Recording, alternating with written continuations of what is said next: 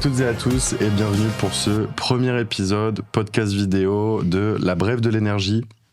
Donc j'ai voulu proposer un contenu un peu plus vidéo à notre audience Alva aujourd'hui et donc l'idée ça va être de faire passer des professionnels du secteur de l'énergie en France pour qu'ils nous donnent leur avis, leur ressenti, leur vision sur le marché, mais aussi apprendre à les connaître eux un peu plus personnellement en tant que chef d'entreprise, directeur, technicien. Il y aura beaucoup de monde qui passera.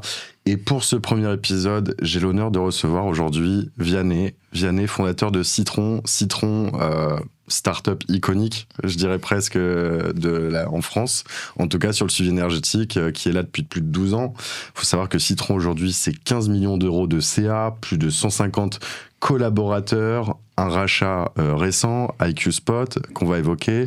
Vianney, bonjour, bienvenue. Bonjour, merci. Alors, ce que je te propose pour commencer ce podcast, tout simplement, c'est que tu te présentes toi, très brièvement, et puis après, on va commencer à rentrer dans le vif du sujet, où on va y aller étape par étape. Moi, j'ai envie de savoir un peu d'où tu viens, quelle a été ta formation, comment t'en es venu à créer Citron avec ton associé Maxime, comment tout ça s'est déroulé, et puis après, on rentrera dans le vif du sujet sur le sujet thématique plus actuel. Ok, et ben donc je m'appelle Vianney Rasquin, je suis un des deux fondateurs de Citron avec Maxime Pertu, et donc Citron c'est une société qui s'est donnée comme mission d'accélérer la transition énergétique des bâtiments. Et pour ça, on a une conviction assez forte, c'est qu'on a besoin de deux bras. Un bras, ça va être une plateforme, un outil digital puissant qui va permettre d'automatiser les tâches chronophages ou les tâches qu'on pourrait faire depuis un autre endroit que le bâtiment qu'on va superviser, mais que ça ne suffit pas. Et on a besoin d'un deuxième bras, c'est du conseil en efficacité énergétique, des experts qui vont accompagner nos clients, les bâtiments qu'on supervise, dans la réduction de leur consommation énergétique, dans la détection des gaspillages et la mise en place d'actions de performance. Très clair. Merci pour du coup cette introduction Vianney, ce magnifique pitch, c'est chronométré, c'est parfait. Justement, il y a deux phases, il y a deux pans en fait chez Citron, on va revenir dessus. Écoute, pour commencer, moi j'ai envie de savoir un peu, tu es ingénieur de formation. Ouais. De ce que j'ai compris, pas ingénieur efficacité énergétique tout à fait. Tu as fait en fait l'école l'ECE, c'est ça ? Ouais, on a fait l'ECE Paris, c'est là-bas qu'on s'est rencontrés avec Maxime. Ouais. En fait, à la base, avec Maxime, on est amis, on est potes, on faisait pas mal d'associatifs à l'école. Donc on a fait des BDE, on a fait des assos, surtout pour se marrer, pas tellement pour autre chose. Dans notre vie associative, on a été amené à échanger avec le parrain de notre promotion, qui était la société Bull, qui a depuis été rachetée par Atos. Bull, à l'époque, c'est un énorme groupe informatique et on réussit, grâce à notre investissement associatif, à être pris, en tout cas finaliste, pour être le stagiaire du directeur commercial de cette entreprise. Donc on cherche dans les couloirs avec Maxime, on saute l'un sur l'autre en se disant « Putain, génial, je suis en finale pour le test stage ». Et là, on se dit « Bah mince, moi aussi, on est tous les deux en finale ». Et donc on va voir, on appelle le directeur commercial de l'époque, Philippe de Saint-Cernin, et on lui dit désolé, mais en fait on veut pas se faire concurrence, donc soit vous prenez le troisième, soit vous prenez les deux premiers. Et donc là le mec a joué le jeu, il a été hyper sympa, il a déchiré une carte de France en deux, il nous a dit toi tu prendras l'Est, toi tu prendras l'Ouest, et on va avancer comme ça. Et c'est vraiment exactement comme ça que ça s'est passé, et c'était assez amusant. Le seul problème qu'on a eu, c'est que du coup on a eu un demi-stage, et en plus de ça on avait du coup un maître de stage qui était assez pris, c'est un monsieur qui était directeur commercial d'une entreprise de 10 000 personnes à l'époque, et du coup on avait assez rapidement on a eu du temps, et on a mis ce temps à profit pour pouvoir financer notre voyage étudiant de l'année suivante. Et donc pour ça, on a fait plein de petits boulots. Et dans les petits boulots qu'on a été amenés à faire, on faisait de l'apport d'affaires pour une société qui existe toujours d'ailleurs, qui s'appelle Avob, qui est une société qui proposait à l'époque un petit logiciel, un agent qui permet en fait d'adapter la vitesse du processeur d'un ordinateur à l'application qui tourne dessus en temps réel. Alors à l'époque où on avait des PC fixes dans les entreprises, c'était révolutionnaire. Ça permettait de réduire la consommation énergétique d'un poste de travail de manière assez drastique. Et c'est de là qu'est partie la société Citron. D'accord, donc rencontre à l'école avec Maxime, cette histoire-là donc chez Bull, mais là du coup vous êtes plutôt dans le secteur finalement IT digital. Ouais. Tu me parles de processeurs, d'optimisation, d'Avob, vous êtes vraiment là-dedans, la thématique de l'école, votre cursus c'est ça, et Citron vous créez Citron juste à la sortie de l'école. Alors on l'a même créé avant la sortie de l'école. Même en fait, quand on est en stage pour le groupe Bull, on est en 4e année, c'est une école qui se fait en 5 ans, on est en 4e année. Et en fait, on est étudiant en informatique. En fait, on n'est pas du tout étudiant en efficacité énergétique. Et il se trouve que notre école, observe, est un peu en avance d'ailleurs, observe les changements technologiques qui s'opèrent et se dit tiens, il faudrait qu'on crée une majeure, donc une spécialisation pour la 5e année, destinée à tout ce qui est énergie et environnement. Avec Maxime, on a bien aimé bosser avec Avob. On se dit tiens, c'est un secteur qui pourrait être sympa. Allez, on y va. Et donc on s'est spécialisé sur la partie énergie environnement en dernière année, mais avec une énorme composante technologique. En fait, on a fait 4 ans entières que sur la partie technologique. Et la dernière année, on était en partie sur la partie technologique et en partie sur la partie énergie environnement. Et donc c'est de là que vient l'idée de Citron, en tout cas cette première touche. Avec l'énergie, c'est cette spécialisation? Ou alors, ma question, c'est comment se fait cette rencontre avec l'énergie? Est-ce que c'est une opportunité, puis une passion, et ça fait 10 ans? C'est à la fois moins glamour et un peu plus sympa à raconter. En fait, quand on est sur les trains, alors dans les petits jobs, on faisait de l'apport d'affaires, du coup, pour cette société, Avob, mais on était aussi barman le week-end sur les trains. C'est-à-dire qu'on vendait des croque-monsieur, des bières, des cafés aux passagers des trains. Puis en plus, ça tombait bien, on était chacun sur notre moitié de France, donc ça permettait de faire nos rendez-vous clients le lundi et le vendredi. Au bar TGV. Ouais, alors on faisait pas les rendez-vous clients au bar TGV, mais on faisait. Je veux dire, vous étiez derrière le bar. Mais on était derrière le bar TGV. En job étudiant. Et en job étudiant, okay. Exactement. Et donc, un jour, quand Maxime est sur un train, il y a Guillaume Pépi, qui est le patron de la SNCF à l'époque, qui voyage et qui, du coup, je sais même pas si c'était un voyage officiel ou pas, mais qui du coup, va saluer les contrôleurs et Maxime, qui est le barman du train en question. Maxime a un petit coup d'audace assez sympa, il retient la main du patron de la SNCF, il lui dit « Attendez, il faut que je vous parle d'un sujet. Est-ce que vous voulez gagner X euros par ordinateur ?» La SNCF à l'époque, je sais pas combien il y avait d'ordinateurs, mais ça représentait des sommes hyper importantes.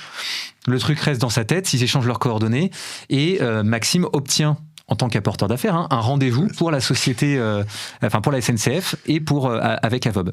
Mais c'est le plus gros apport d'affaires de France là qu'il est en train de nous faire. Ouais, alors on l'a pas fait à la fin, mais par contre il l'a pas fait à la fin, mais par contre c'est ce qui nous a permis de réussir à se dire mais mince, on peut vendre des solutions, enfin on peut vendre des trucs pour pouvoir gagner de l'argent. À l'époque on était barman sur les trains parce qu'on cherchait à gagner des sous. Ouais. Donc on se dit ok, on va aller voir les clients du groupe Bull et on va leur proposer la solution Avob et on va voir ce que ça va donner.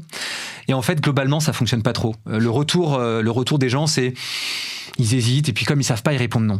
On dit bon, ok, ça marche pas. Eh ben, on va changer notre façon de proposer la solution Avob. À la place de proposer la solution Avob, on va proposer plein de solutions différentes qui ont tout un fil conducteur et comme ça, ils vont choisir entre la solution A ou la solution B ou la solution C, mais ils auront plus se poser la question de répondre oui ou répondre non, ils vont répondre A, B ou C. Okay. Bon, on n'a pas beaucoup plus vendu, hein. Mais par contre, c'est ce qui nous a poussé à faire tout un réseau d'entreprises qui avaient toutes comme point commun de réduire la consommation énergétique. Et donc c'est comme ça que, en fait, le premier métier de Citron, pour répondre à ta question, on a été amené à créer une société qui avait à la base comme offre on proposait des commerciaux, et c'était Maximo les commerciaux, des commerciaux multicartes pour vendre des solutions d'efficacité énergétique. Donc on est tombé dedans complètement par hasard et même pas forcément en lien avec notre école. Le seul lien qu'on a avec notre école, c'est qu'on connaissait la société Avob et le fondateur de la société Avob qui a partagé, avec qui on était à l'école.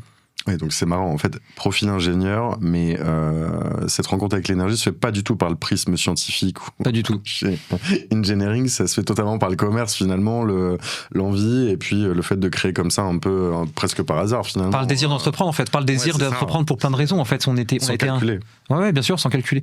En fait, nous, ce qu'on voulait à l'époque, c'était gagner un peu d'argent pour financer nos voyages. C'était s'élever un peu socialement, être libre. Quand on voyait le bonhomme qui venait de monter sa boîte, à l'époque, on entendait beaucoup moins parler de levée de fonds, etc. Le type, il avait levé, je sais plus combien, 2 millions, 3 millions, et il se baladait dans les couloirs de l'école, tout le monde le regardait en disant mais waouh. Et donc on a été un peu inspiré par cette espèce de liberté qu'on percevait à travers l'entrepreneuriat. Et donc en fait, la première démarche qu'on a voulu faire avec Maxime, c'est d'entreprendre. Et d'ailleurs, quand on a créé la boîte, il y avait rien dedans, et le peu qu'il y avait dedans à l'époque, c'est ces fameux commerciaux multicartes qui n'ont d'ailleurs jamais vendu le moindre truc. C'est simplement ce qui a été à l'origine de Citron, mais aujourd'hui Citron, ça n'a plus rien à voir. Ouais, bien sûr. D'ailleurs, quand vous créez la boîte, du coup, donc le premier, c'était cette histoire avec Avob, avec l'optimisation des ordinateurs, finalement des postes de travail. Premier nom de Citron, Green Alternative. Ouais.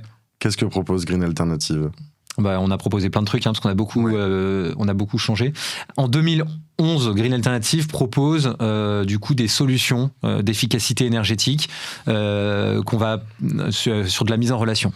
Donc on va voir des entreprises, des collectivités, on leur dit voilà, est-ce que vous voulez déployer de la LED, c'est le nouveau truc, c'est pour éclairer sans que ça consomme beaucoup. Et donc notre promesse d'un côté c'est de réduire les consommations, donc le coût énergétique, On parle d'un coût qui est assez important et surtout, nous, ça nous avait un peu frappé à l'époque. On sortait de crise financière, donc tout le monde parlait d'argent et en fait, on voyait tous les bâtiments à la Défense allumés 100% de la nuit. Donc, on se disait, il y a un truc un peu malin à proposer. Est-ce que ça a marché ? Et de l'autre côté, on proposait de faire de l'apport d'affaires, donc d'être rémunéré. En fait, on proposait une force commerciale. Et donc, on a fait ça pour des entreprises assez marrantes. On a fait de la LED avec le Lucibel à l'époque. On a fait une solution pour réduire la consommation énergétique des postes de travail avec Avob, mais on a été assez loin. On a proposé à l'époque, je ne sais plus comment s'appelait la société, mais on proposait le fait de poser des panneaux aérodynamiques sur les poids lourds pour qu'ils réduisent leur consommation de carburant. Donc tu vois, on a été vraiment très très loin dans le délire. Vous avez vendu de ça ou pas ? Non, jamais. En fait, c'est pour ça qu'on a pivoté. Après, Green Alternative, du coup, pivote. Et à force de proposer des solutions sans qu'on nous dise... Enfin, on est passé de nous répondre non à tous les coups à nous répondre je sais pas. Donc quand on nous répond je sais pas, en fait, on leur propose trop de choix, ils savent pas quoi choisir, ils ont pas les compétences pour, on va les accompagner à choisir. Et donc c'est comme ça que de fil en aiguille, on a réfléchi à une prestation de conseil, au début un outil, mais qui est très vite devenu une prestation de conseil. Et c'est comme ça qu'on a inventé ce qu'on appelle aujourd'hui communément, et il n'y a pas que Citron qu'en fait, de l'audit énergétique instrumenté. À l'époque, l'instrumentation des bâtiments, il y en a très peu. Et si on veut instrumenter un bâtiment, ça coûte cher. Il faut aller déployer des capteurs qui coûtent des centaines d'euros, faire passer des électriciens, etc. Puis à cette époque, c'était encore autre chose. On y reviendra. Mais ça coûtait très cher. C'était pas possible. Et du coup, nous, ce qu'on se dit, c'est pas grave. On va développer un petit boîtier qui s'appelle aujourd'hui le Plug & Watch, qu'on utilise encore. Okay. Mais on développe un petit boîtier. Alors quand je dis un petit boîtier, c'est parce qu'aujourd'hui il est petit. À l'époque, il était grand comme ça. Et en fait, on développe un outil qui permet de mesurer les consommations. En fait, c'est un enregistreur de sous-comptage qui permet d'enregistrer les consommations par zone et par usage, donc en étant dépendant de l'architecture électrique du bâtiment. Mais en fait, on peut mettre derrière chaque disjoncteur un petit enregistreur qui vient récupérer les données, les stocker. Puis nous, quand on revient une semaine après... Des pinces Thor. Oui, exactement. Des pinces ampérémétriques, des Thor, des compteurs. Okay. Exactement. Et donc, on récupère les boîtiers, on les met chez quelqu'un d'autre. Comme ça, l'instrumentation n'a rien coûté. Par contre, ça vient alimenter notre audit énergétique qui du coup devient plus intéressant. Et là, on a eu un énorme coup de chance. C'est que en 2015, ça faisait 4 ans, 3 ans la boîte a été créée en 2011. Donc ça faisait 4 ans qu'on vendait rien. Okay. Ça faisait 2 ans qu'on était sorti de l'école. On commençait à en avoir un peu gros sur la patate. Et donc la chance énorme qu'on a, elle est double. D'abord, c'est que l'audit énergétique instrumenté qu'on avait inventé devient obligatoire. Donc là, c'est la loi d'ADU, l'article 233 du Code de l'énergie. Enfin bref, c'est toujours obligatoire. Et on a encore des entreprises qui viennent nous voir pour faire leur audit énergétique réglementaire. Okay. D'ailleurs, c'est une loi qui vient de se mettre à jour là en octobre dernier, donc qui est énormément d'actualité, où on est passé d'une obligation qui concernait les entreprises de plus de 250 salariés ou 50 millions d'euros de chiffre d'affaires à un niveau de consommation pour l'entreprise.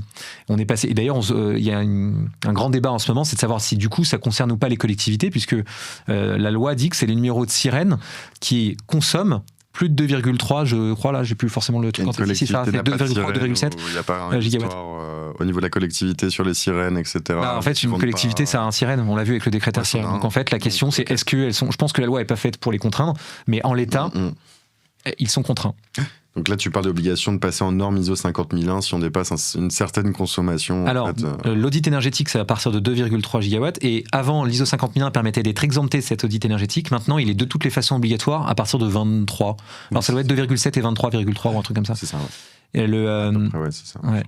Et donc, c'est une nouvelle obligation qui vient pour les gros consommateurs, et on le devient assez vite, gros consommateurs. Donc, c'est d'être certifié ISO 50001, ce qui est une démarche qui est pas à prendre à la légère, c'est assez lourd. Donc, changement de réglementation. Alors, je reviens justement sur cette période-là de 2011-2015. Question là-dessus, est-ce que vous aviez levé des fonds ? Comment vous démarrez ? Est-ce que vous y allez... alors, quand on est étudiant, je l'ai connu en tant qu'entrepreneur aussi, généralement, tu n'as pas trop besoin d'argent quand tu es sur cette période de Master 1, Master 2, etc. Mais quand tu sors, par contre, c'est compliqué. Alors, la première personne qui nous a financé, c'est Airbnb. Alors pas du tout d'un point de vue equity et tout, mais en fait avec Maxime à l'époque, effectivement, en plus on voulait partir de chez nos parents, on voulait être indépendant, etc. Donc on a chacun notre appart et on se dit mince, on n'a pas de revenus quoi. Comment on va faire ? Et en fait on a vécu l'un chez l'autre en alternance dès que l'autre louait son appartement sur Airbnb. Donc en fait on récupérait un peu de sous comme ça. Et en parallèle, on a tenu le bon pendant quelques années et c'était pas drôle, hein, honnêtement. En fait, je me souviendrai toujours, je pense qu'un des moments les plus forts de la création de la boîte, c'est on est en septembre 2015, on est en réunion avec Maxime et avec nos deux associés à l'époque, Paul et Samson, et on se dit bon bah les gars, ça y est, on a essayé, on a joué, on a perdu, c'est pas la fin du monde, mais on va retourner, on va prendre pour la première fois d'ailleurs un travail et on va gagner de l'argent parce que là on peut juste plus quoi. Et c'est pendant cette réunion, c'est véridique, hein, il y a une espèce de momentum là où le groupe Lagardère, qui est encore un de nos clients aujourd'hui, nous appelle et nous dit les gars, vous étiez pas les moins chers, hein. Vous étiez probablement pas ceux qui avaient le plus d'expérience sur le sujet, mais on a senti un dynamisme, une envie, etc. On a envie de bosser avec vous, donc on y va. Et en fait, le groupe Lagardère nous confie la réalisation de tous ces audits énergétiques réglementaires. Et à l'époque, le groupe Lagardère, c'est encore très gros aujourd'hui, mais à l'époque, c'était énorme. C'était des chaînes de télé. Patrimoine, c'est quand même important. C'est encore très gros aujourd'hui. Alors, c'est subdivisé depuis qu'il y a eu toute l'actualité du groupe, mais à l'époque, c'était encore plus gros. Et il y avait déjà les deux gros mastodontes d'aujourd'hui qui sont tout le groupe Hachette. Donc toutes les éditions, toutes les maisons d'édition françaises qu'on connaît tous parce qu'on a tous eu des livres entre les mains qui venaient de chez eux, et on a tous les relais, donc tout ce qui est ce qu'on appelle LTR, donc Lagardère Travel Retail, c'est aussi les duty free, etc. Donc il y a ces deux gros mastodontes, et à côté de ça il y a des très belles salles, hein. Il y a le Casino de Paris, il y a les Folies Bergères, etc. Et donc on se retrouve à travailler sur un énorme patrimoine, avoir 50 références hyper connues d'un coup, européens, et du coup à pouvoir changer notre approche commerciale. On a une référence sur laquelle communiquer à un moment donné où tout le monde est paumé parce qu'il y a une réglementation, mais les gens n'ont pas du tout encore commencé à travailler dessus. Et nous on arrive avec notre petite approche premium parce qu'on a un boîtier de mesure et d'instrumentation. En plus, comme on ne sait pas trop à l'époque bien dimensionner les prix, on est un peu trop cher par rapport au marché, et du coup ça vient renforcer notre aspect premium. Et on se retrouve, alors qu'on avait signé peut-être 10 000 euros depuis le début de l'année, à signer 250 000 euros sur le coup. Et entre le mois de septembre et le mois de décembre, on a signé 1,2 million. Donc en fait, on se retrouve avec une équipe. On se retrouve en hyper-croissance du jour au lendemain parce qu'il y a une réglementation qui finalement se concrétise. Je comprends très bien, puisque c'est pas le sujet aujourd'hui, mais Alva est né sur une réglementation aussi, à peu près le même. Mais il y a beaucoup de belles startups qui naissent de réglementation ou tout simplement de subventions. On va donner un exemple un peu qui parle pour tout le monde, mais je pense que SpaceX doit beaucoup à l'État fédéral américain. Donc en fait, il y a énormément de startups qui naissent aussi parce que stratégiquement, ça fait partie des volontés politiques des dirigeants. Ouais, je suis d'accord avec toi. Et donc là, on a compris la jeunesse jusqu'à ce contrat Lagardère en 2015, incroyable. Enfin, au bout du bout, finalement, ça finit par payer, heureusement. C'est un peu, tu sais, l'image de celui qui creuse pour chercher des diamants. Ouais. Qu'on a sur les réseaux sociaux et qui a ça et qui ne le sait pas et qui abandonne à ce moment-là. On a failli, ouais. Justement, alors il y a ce contexte réglementaire. Tu parles beaucoup d'audits. La question que j'avais aussi là-dessus, c'est qu'en 2011, c'est pas 2020, ni 2021, ni 2022, parce que moi, j'ai connu qu'un contexte de crise très tendu. Prix hyper élevé de l'énergie, réglementation, problème avec la Russie qui fait que sur le gaz, ça explose. Enfin, contexte géopolitique très tendu, prix très tendu, sujet prioritaire. Au JT de TF1, décompte où potentiellement tu as peur d'un blackout. Ouais, c'était il n'y a pas longtemps. Non. Vous, en 2011, pour le coup, c'est pas le cas. L'énergie est pas chère. Personne ne parle de l'énergie. Par contre, tout le monde parle d'argent. Donc nous, comme je disais tout à l'heure, on a pris le prisme de venir voir les gens, les entreprises, en leur disant on va essayer de réduire vos coûts. Progressivement, quand même, c'est suite du coup à cette. En fait, on a fini par créer en 2015-2016 finalement une PME d'une dizaine de personnes, d'un petit million d'euros de chiffre d'affaires qui se développe bien. Mais déjà, avec Maxime, on n'est pas hyper fiers de nous parce que globalement, on pond des rapports réglementaires qui ne sont pas tellement utilisés.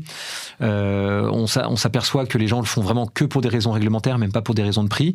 Donc, à l'époque, il n'y a que ça qui fait avancer les entreprises sur le sujet énergétique.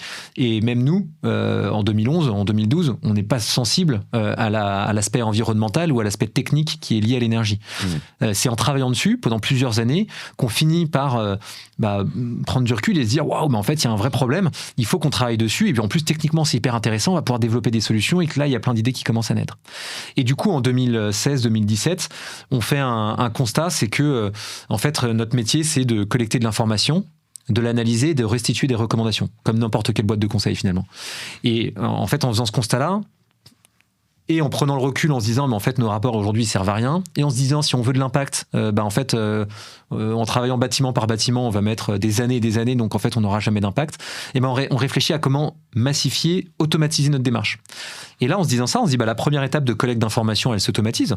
En fait, on va être capable, on parlait à l'époque de big data. On parlait de déluge de données. Je me souviens, on avait des cours qui s'appelaient comme ça. Époque-là. C'était déjà la mode. Alors, à l'époque, on parlait pas d'IA, on parlait de machine learning. Ouais, machine learning. Ou de deep learning. Et ça, c'est pour l'étape d'après, analyse. Et après restitution, on était tous déjà collés aux réseaux sociaux et donc on savait que les plateformes web, les SaaS, comme on dit beaucoup aujourd'hui aussi, c'était devenu mature. Donc en fait, on se dit, si c'est trop difficile de le faire bâtiment par bâtiment et que c'est pas assez impactant, on va automatiser notre démarche pour que derrière, ça se fasse complètement automatiquement. Et donc c'est comme ça qu'est née la première version de Citron Énergie. À la base, Citron Énergie, ça collecte les factures d'énergie auprès des distributeurs, parce que ça c'est auprès des fournisseurs, parce que ça c'est un truc qu'on remplissait à la main dans les tableaux Excel à l'époque, et ça vient intégrer les données dans un tableau de bord accessible depuis un navigateur internet. Ça, c'est la première version de Citron Énergie. Depuis, on a appris à collecter beaucoup plus de données différentes, à intégrer des fonctionnalités qui vont beaucoup plus loin et à permettre d'être vraiment impactant pour nos clients. On avait fait une étude, j'ai plus le chiffre en tête, mais on s'était amusé à calculer le nombre d'allers-retours en A380 pour faire un Paris-New York qu'on économisait chaque année. C'était vraiment impactant. On doit avoir économisé, je crois, l'année dernière, entre 1,5 et 2% des émissions de gaz à effet de serre, enfin l'équivalent d'1,5 à 2% des émissions de gaz à effet de serre, en France. Du secteur immobilier. Bâtiment, ouais. Du secteur impressionnant. Justement, 2011, est-ce que dans cette période-là, vous profitez de l'arrivée de Linky? Parce que c'est vrai que pour en mettre dans le contexte sur les gens qui vont regarder cette vidéo, en France, c'est un peu comme en Espagne, moi, ce que je vois aujourd'hui. Il n'y a pas qu'un fournisseur, c'est des compteurs pas télé-relevés, assez manuels. C'est ce qu'on avait en France il y a jusqu'à pas si longtemps que ça. Linky arrive, on harmonise tous les compteurs en fait d'électricité de France. En 2011, il n'y en avait pas. Enfin, il y avait peut-être déjà des tests. C'était les débuts, je veux dire. Est-ce que vous avez profité de cette harmonisation, en fait? Bien sûr. On a dû plugger DeepKey à une nouvelle version de la plateforme Citron, je pense, autour de 2019. Donc, par DeepKey, du coup? J'ai dit DeepKey dans Linky. Ah, Linky. Ah, pardon, j'ai dit DeepKey. Non, pas du tout. Okay. Non, effectivement, c'est un lapsus. Oui. On s'est connecté, on a ce qu'on appelle un contrat tiers avec Enedis, donc qui opère le compteur Linky. On a la même chose avec GRDF, avec le compteur Gaspard, et on est capable du coup de collecter automatiquement les données, comme le fait un fournisseur d'énergie finalement, directement depuis le compteur. Oui. Et donc ça, on est capable de le faire depuis 2019, peut-être 2020, et c'est une deuxième source de données qui vient se rajouter aux données de consommation et de coûts qu'on a sur les factures, mais on continue à récupérer les factures parce que c'est hyper important, ne serait-ce que pour suivre le coût. Et derrière, on a ajouté plein d'autres sources de données progressivement au fur et à mesure que Citron a gagné en maturité. On a été chercher des données, par exemple, sur les objets connectés. On récupère des sondes de température, on récupère, que ce soit des températures d'ambiance ou de réseau, on récupère des objets connectés comme des sondes de qualité d'air. On va récupérer des données directement sur les automates en chaufferie, sur les ascenseurs, etc. On va être capable de se connecter à des logiciels tiers comme des GMAO, etc. On va y venir plus en détail justement sur ce qu'est Citron aujourd'hui, parce que par rapport à la version forcément de base, ça a bien évolué. Et il y a pas mal de thématiques qui sont intéressantes. Justement, donc, vous développez donc Linky, finalement non, c'est pas ça qui a permis vraiment la croissance de Citron, ça a été un rajout en tout cas intéressant pour compléter la donnée. Justement, donc on comprend que vous avez commencé par instrumenter. En fait, finalement, vous êtes des auditeurs qui instrumentent et qui font de cet instrument une solution digitale. Alors, on a toujours les deux aujourd'hui en parallèle. On a commencé par instrumenter ponctuellement parce qu'on a fait un constat qui est simple, c'est que si on voulait conseiller les bonnes actions de performance énergétique, on avait besoin de data sur le bâtiment. À l'époque, il n'y avait pas de data disponible facilement, donc on a développé un boîtier qu'on allait nous-mêmes installer sur le bâtiment pour récupérer cette data. Progressivement, on s'est aperçu que les technos, en devenant plus matures, nous ont permis de collecter un certain nombre de data automatiquement. On est du coup passé de l'analyse du feuillet de gestion de nos clients, qui était un truc envoyé une fois par an le fournisseur d'énergie à ses clients, on récupère automatiquement ces données, ces factures, et on les lit automatiquement avec des systèmes d'OCR, d'expression régulière, etc., pour comprendre ce qu'il y a sur cette facture et pour s'éviter le travail manuel de rentrer dans des tableurs Excel qui étaient faits soit par nous, soit par nos clients. Les collectivités, à l'époque, avaient quasiment toutes un bonhomme préposé à remplir dans des tableurs Excel les données des factures d'énergie. Il y en a moins quand même, enfin plus chez nos clients, c'est sûr. Normalement non, c'est la proposition de valeur de Citron, mais j'en ai croisé. Ah bah faut nous les envoyer. Voilà. Mais donc à l'époque c'était comme ça que ça se faisait, et progressivement on a rajouté de la donnée au fur et à mesure qu'on était capable de la récupérer et de l'intégrer sur la plateforme. Et aujourd'hui je pense qu'on a un niveau de données sur chacun des bâtiments qu'on suit, enfin on est capable en tout cas d'aller à un niveau de données sur les bâtiments qu'on suit qui est hyper fin et qui nous permet aujourd'hui de faire des trucs extraordinaires en termes de performance énergétique. Donc en gros ça a été le point de départ, c'est suivre la consommation, la facturation, et puis petit à petit ça a été ok, je consomme tant, mais pourquoi ? Et je vais plus en plus loin dans la donnée, dans l'explication et dans la recherche. Il y a toujours eu derrière un ingénieur en efficacité énergétique qui était chargé de réduire la consommation énergétique depuis le début. Que ça soit au moment où on faisait nos premiers audits énergétiques instrumentés, ou que ça soit aujourd'hui quand il est derrière Citron ou sur le terrain pour pouvoir analyser les consommations énergétiques. Il y a toujours eu quelqu'un, mais on l'a équipé progressivement, et c'est un peu la conviction qu'on a chez Citron. On a besoin, pour accélérer la transition énergétique, d'un outil digital puissant et d'un bonhomme derrière qui va être un expert en efficacité énergétique, qui va savoir détecter les gaspillages énergétiques pour proposer des actions de performance. Après, plus l'outil est puissant, plus l'outil est automatisé, plus il a des alertes, des rapports, etc., plus il va être capable non seulement de les détecter efficacement, donc en passant le même temps sur le bâtiment, il va détecter plus de gaspillage et donc et proposer plus d'actions de performance, mais il va être aussi capable de plus facilement sensibiliser son client, le gestionnaire technique du bâtiment ou le responsable développement durable du bâtiment, qu'il y a des gisements d'économie qu'ils peuvent aller chercher et que ça coûte pas forcément une tonne à chaque fois et que ça a un impact qui est très concret d'un point de vue financier, d'un point de vue environnemental. Et en plus, la crème sur le gâteau, c'est que c'est devenu obligatoire un peu de partout, donc ça permet de convaincre aussi facilement les décideurs qui travaillent avec nos clients aussi. Très clair. Donc Citron, le modèle Citron, c'est un auditeur avec un instrument qui booste cet auditeur, cet ingénieur en efficacité énergétique au service de l'optimisation des consommations du bâtiment, éviter les gaspillages. Alors, on est capable de faire tout ça, mais le modèle Citron, c'est pas nécessairement d'apporter tout d'un coup. Le modèle Citron, c'est d'un côté, on a cette plateforme. On peut nous prendre que cette plateforme. On travaille avec à peu près tous les exploitants qui prennent que la plateforme pour la proposer à leurs clients. Il y a aussi le produit Citron. Il y a un produit Citron. Qui est une plateforme qui est détachable de l'auditeur et de l'ingénieur. Oui, exactement. Parce que on a une conviction, c'est qu'il faut mettre quelqu'un derrière la machine, mais il n'est pas forcément chez nous, ce bonhomme. Ça peut être un energy manager chez Citron, mais ça peut être aussi un exploitant sur le terrain qui va se servir de la plateforme pour pouvoir optimiser les consommations énergétiques du bâtiment. Ça peut être un autre bureau d'études ou une autre société de conseil qui s'y attache. On a plein de clients, on a des clients qui ont leurs habitudes avec des bureaux d'études, qui ont envie de travailler avec des personnes qui ont créé du lien dans le temps. Et on vient, on apporte notre plateforme et puis ils restent avec leurs conseils. Mais on est capable de faire non seulement la partie plateforme. La plateforme aujourd'hui, c'est quelque chose qui est assez connu et répandu sur le marché. C'est ce qu'on appelle un système de management de l'énergie, un SME, EMS en anglais, là, comme tu disais tout à l'heure. Et ce système de management de l'énergie, finalement, c'est une plateforme, un outil logiciel accessible depuis un navigateur Internet qui va être capable de collecter toutes les données liées à la performance énergétique d'un bâtiment pour restituer à son utilisateur des outils d'analyse, des outils de suivi, de mesure d'impact, de gestion de projet pour déployer des actions de performance, de communication avec les différentes parties prenantes. On peut faire des demandes de devis, d'intervention, etc. Ça va permettre de gagner du temps parce qu'on va automatiser les démarches réglementaires comme la déclaration du décret tertiaire, etc. Donc l'idée, c'est vraiment d'apporter à notre client tout ce dont il a besoin pour sereinement travailler sur la performance énergétique de son bâtiment. Et si besoin, on est capable de tout faire, mais on n'est pas du tout obligé de tout faire.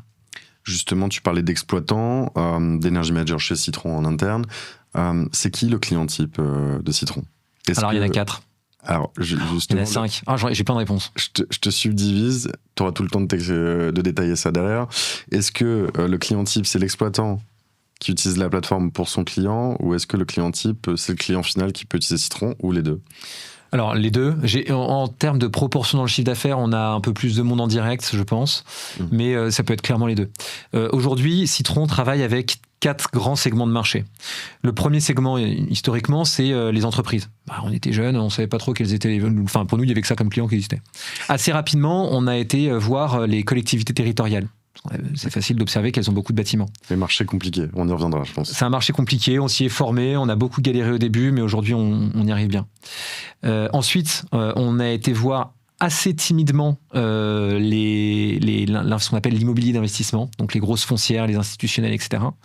Et on a été voir par opportunité business, parce qu'on a fusionné à l'époque avec une autre entreprise qui s'appelait Agiome, on a été voir aussi les bailleurs sociaux. Donc ces 4 grands secteurs d'activité, ça représente 99,9% des bâtiments en France. Il y a un petit peu l'industrie qu'on pourrait rajouter, mais on n'a jamais été très axé industrie. Et je pense, et si, il y a le secteur primaire, donc mais je suis pas sûr qu'il y ait beaucoup de bâtiments dans le secteur primaire.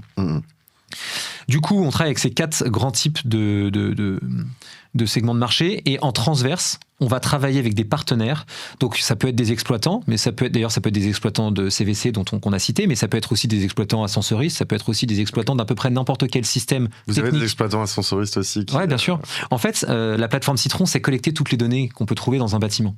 Donc ça a été un peu un détournement opportuniste de la techno de Citron, mais quand des ascensoristes ont vu ce qu'on était capable de faire avec des exploitants CVC, ils se sont dit c'est super, c'est exactement ce qu'on a besoin de faire. La question, vous l'avez développée, vous l'avez commercialisée. Et on y va.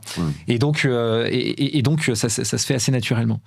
Mais ça peut être aussi des bureaux d'études qui n'ont pas l'envie ou les ressources pour développer une techno, un système de management de l'énergie, qui du coup décident de s'adosser à un partenaire comme Citron pour pouvoir proposer cette valeur ajoutée à leurs clients. Et donc on a comme ça un certain nombre de partenaires qui distribuent finalement la plateforme Citron directement à travers leur relation commerciale. Tiens, un autre type d'exploitant, c'est l'éclairage public. On a des gens qui, Eiffage Énergie Système, par exemple, ou des syndicats d'énergie locaux, qui vont en charge l'éclairage public et qui, du coup, vont utiliser la plateforme Citron pour proposer à leurs clients, des collectivités territoriales en l'occurrence, un système de management de l'énergie dédié à l'éclairage public. Incroyable.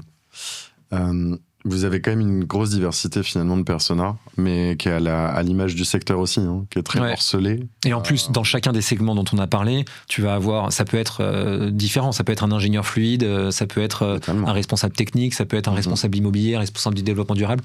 C'est assez difficile de s'adresser à tout notre secteur d'activité d'un coup. Ouais. Si tu as parlé d'immobilier d'investissement, un property manager. Exactement. C'est encore un type de partenaire avec lequel on peut travailler, avec lequel on travaille d'ailleurs. Ça m'étonne pas. Donc du coup, si on résume, pour cette première partie où c'était l'introduction vraiment Citron, qu'est-ce que c'est, les clients, etc. Finalement, comment on déploie Citron ? C'est très rapide à déployer de ce qu'on a compris, très rapidement. Est-ce que tu peux nous expliquer finalement qu'est-ce qu'il faut ? Il faut se connecter avec ses logins à ses fournisseurs. Il faut signer un contrat. Non, mais blague à part, Et le déploiement est simple, de ce que je comprends finalement. Le déploiement est simple, mais il est surtout pris en main par nos équipes. C'est-à-dire que c'est pour ça que je dis un peu en souriant qu'il faut signer un contrat. Une fois qu'on a signé un contrat, il y a quelques prérequis nécessaires pour qu'on puisse collecter la donnée qu'on a décidé ensemble en avant-vente, donc ça peut être les fournisseurs, les distributeurs, etc. Mais une fois qu'on a signé le contrat, Citron va avoir, avec les prérequis, une fois que les prérequis auront été collectés, la capacité de déployer la plateforme totalement en interne. C'est-à-dire qu'on va avoir ce qu'on appelle des Data Quality Managers chez Citron qui vont faire la connexion de nos technologies avec les portails fournisseurs d'énergie, avec les API de Enedis, de GRDF, etc., qui vont travailler avec notre équipe de déploiement pour aller directement sur site, instrumenter les bâtiments, alors soit en mettant des capteurs, soit en mettant des sous-compteurs, soit en mettant des sondes de température et autres. Mais on va être capable de tout faire et pour pouvoir après, en moyenne, je dirais au bout de 3 mois, proposer à notre client une présentation de sa plateforme, de ses consommations énergétiques et une formation pour l'utiliser. Donc en gros, ce que tu expliques, je signe Citron. J'ai un bureau de 5000 m², on est OK, le contrat, c'est OK. Ça me va. 3 mois, j'ai la plateforme qui est livrée en fait, et c'est les équipes de Citron qui vont faire l'onboarding, qui vont s'occuper. 3 mois, c'est une moyenne. En général, 3 mois, il n'y a pas de déploiement sur site. Le simple fait de prendre un rendez-vous pour un déploiement sur site, c'est déjà assez long. D'accord. Donc C'est le minimum, en gros, on va dire. Non, c'est plutôt une moyenne. On a Maxime, de temps en temps, ça s'amuse beaucoup à essayer de le faire, il y arrive de temps en temps. Parfois, il arrive à déployer la plateforme Citron en live dans un salon pour montrer que c'est très rapide. Donc alors c'est sur du fournisseur, hein, ou du distributeur. Oui. Mais si on a les prérequis, si on a les éléments, paramétrer la plateforme, c'est très rapide. En général, ce qui est long, c'est de prendre des rendez-vous avec des clients pour expliquer la démarche, enfin avec les équipes pour expliquer du client pour expliquer la démarche, pour expliquer quels sont les prérequis, comment aller les chercher, etc. Former les gens. Et former les gens, que eux en interne puissent aller chercher les prérequis en question, qui a les accès à l'espace client fournisseur d'énergie. C'est pas toujours évident. Ça peut être la personne des services généraux, ça peut être la personne des achats, ça peut être la personne. Il peut y avoir pas mal de gens.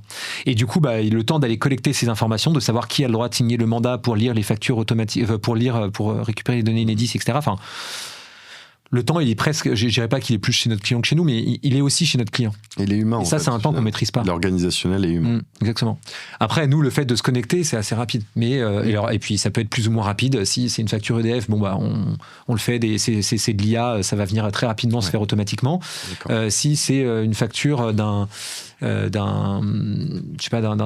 fournisseur local un peu plus rare à rencontrer, là potentiellement il faut soit repréparer les agents qui vont venir lire automatiquement la facture, soit trouver une façon de récupérer l'information. Je comprends, très clair là-dessus. Je voulais passer au chapitre plus levée de fonds. Vous êtes passé par des levées de fonds chez Citron. Ah oui, je t'ai pas répondu à ta question tout à l'heure. Tu peux nous raconter ça un peu? À quel moment déjà, t'étais avec Maxime, ton associé, vous étiez 4, alors ça a peut-être bougé entre deux, je sais pas comment c'est...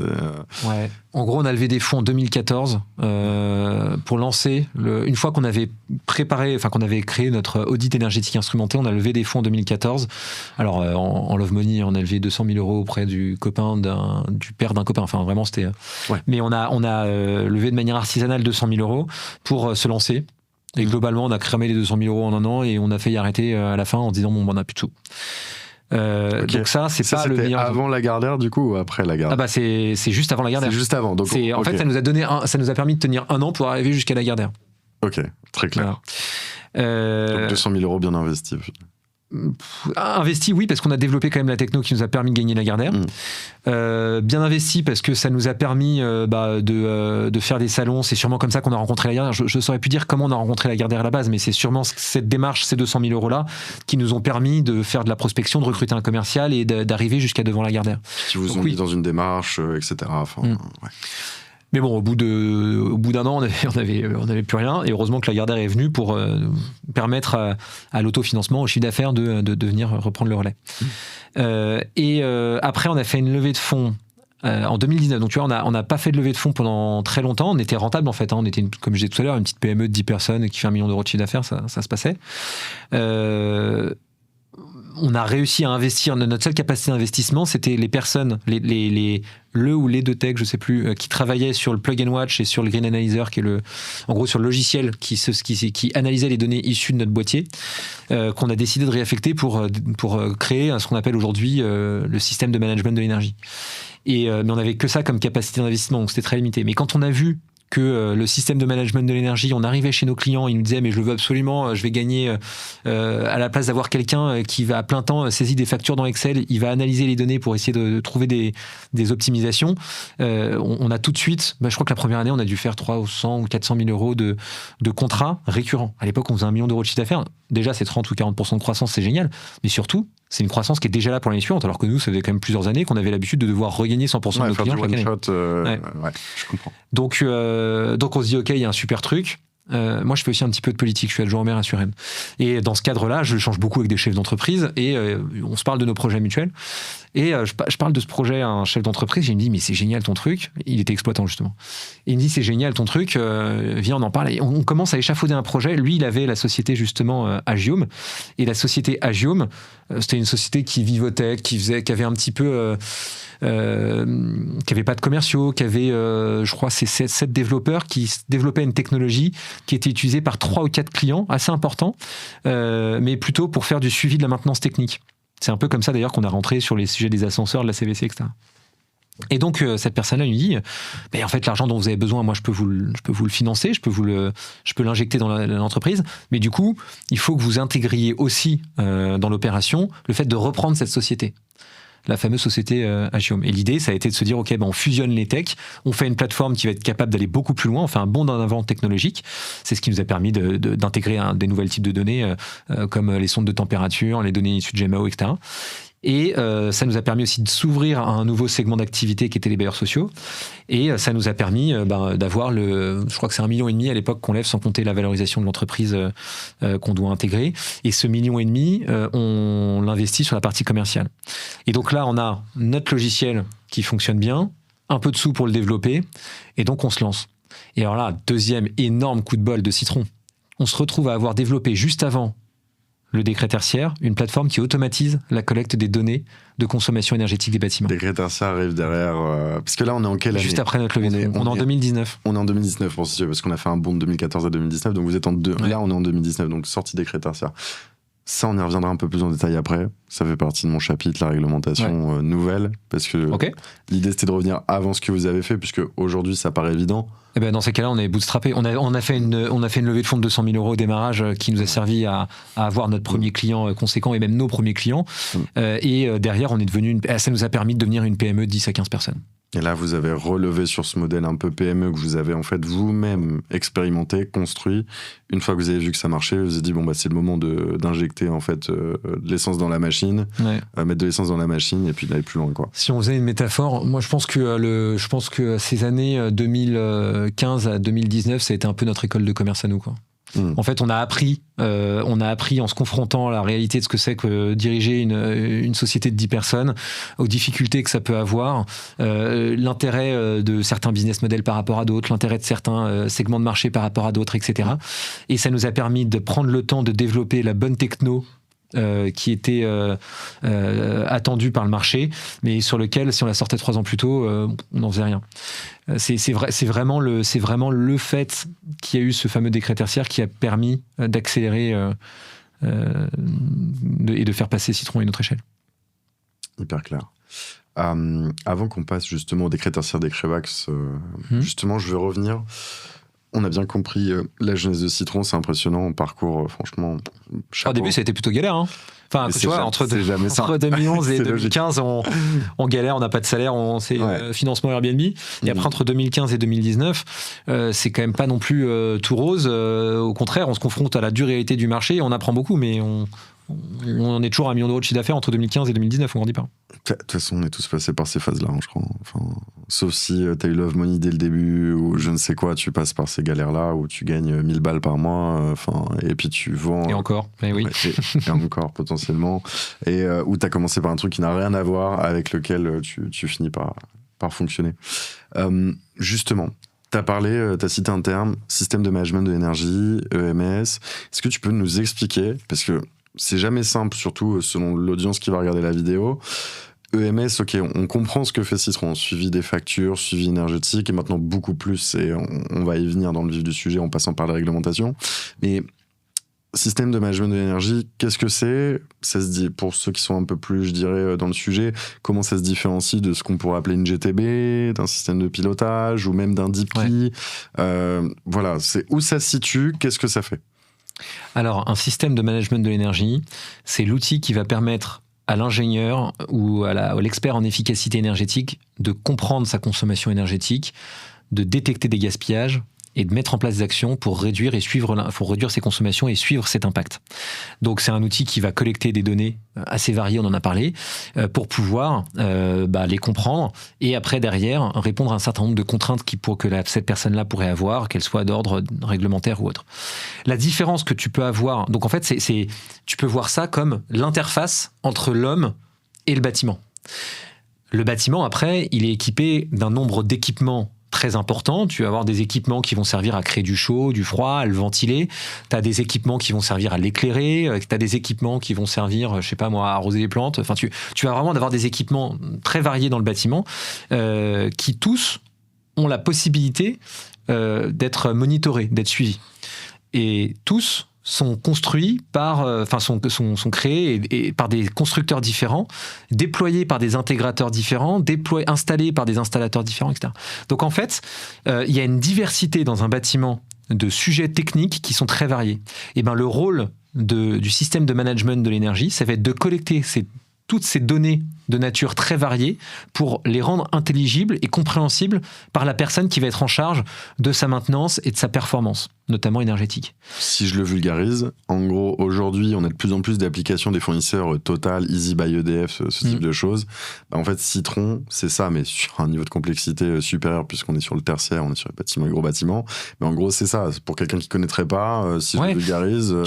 Oui, sur une source de données et une fonctionnalité, c'est oui sur la source d'énergie fournisseur et sur la fonctionnalité faire la synthèse de ses consommations. Donc c'est un tout petit bout de citron, mais c'est effectivement un exemple d'utilisation qui est très parlant.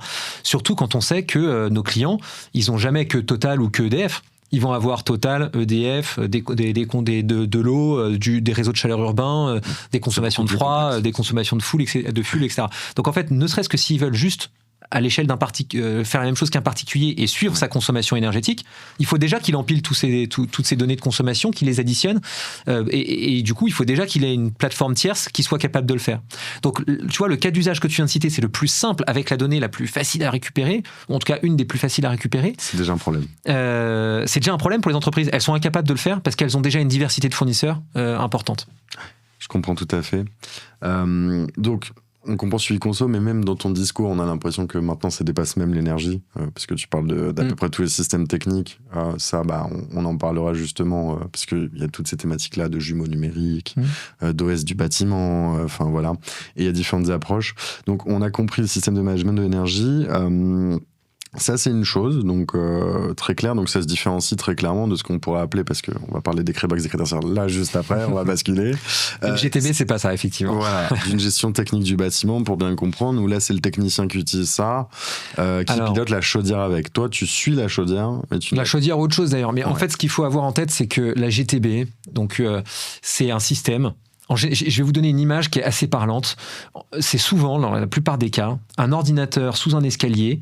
Il n'y a même pas toujours un écran, mais quand il y a un écran, il y a un clavier et une souris à côté qui permet de récupérer des informations sur les équipements techniques et parfois, pas forcément, permettre de les piloter.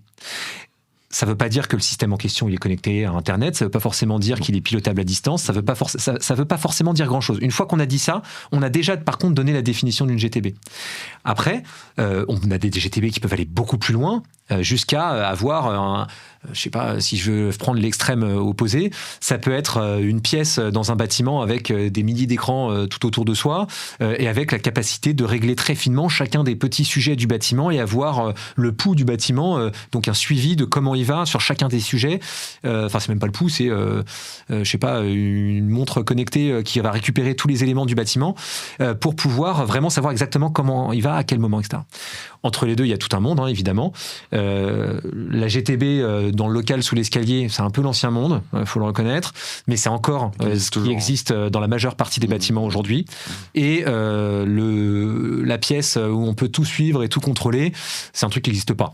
Ou en tout cas que j'ai jamais vu. Peut-être pas comme tu l'imagines avec 1000 écrans, mais il y a du monitoring, pilotage. Alors techniquement, je suis d'accord avec toi. Bon, voir sur le terrain, alors tu as peut-être déployé chez tes clients, c'est récent, c'est ça. Ouais. C'est des noms comme Ikea qui sont aussi dans une démarche un peu différente et nouveaux bâtiments. Et c'est effectivement très récent, parce que Ikea, il y a encore peu de temps, il l'avait pas ça. C'est un de tes clients, c'est ça? Ouais. Okay. On a fait celui Place d'Italie. Voilà. Bon, tu vois, un mastodonte mondial comme Ikea a fait pour l'instant un bâtiment. Bon, j'appelle ça pas exister. Je sais pas ce qu'ils ont fait sur les autres. Ok. Mais bon, en tout cas, c'est quelque chose de très récent, très moderne. Mais par contre, c'est là où on va. Hein. C'est clairement. Oui, c'est la direction. C'est la direction qu'on prend. Citron, du coup, vous l'avez compris, on fait toute cette partie monitoring, mais on la rend accessible beaucoup plus facilement. Et en fait, la GTB, pour nous, c'est une source de données. La GTB, aujourd'hui, Citron récupère des données depuis ces automates pour peu qu'ils soient connectés et qu'ils aient de l'information. Les données qu'on peut récupérer sur une GTB, ça peut être des données de consommation, ça peut être des données de température, ça peut être des états de fonctionnement d'un équipement, ça peut être des informations comme celle-ci. Je comprends tout à fait. Justement, passons aux réglementations. Tu l'as évoqué, il y a le décret tertiaire. Le décret tertiaire qui nous dit que tous les bâtiments tertiaires de plus de 1000 m² doivent réduire leur consommation de 40% à 2030, 50% 2040, etc. etc. Ça apparaît en 2019. Tu le disais quand tu racontais finalement la jeunesse de Citron et puis le développement. Ça arrive au moment où vous avez développé déjà finalement en fait un outil qui déjà permet de répondre en fait à cette réglementation. Comme la fois d'avant.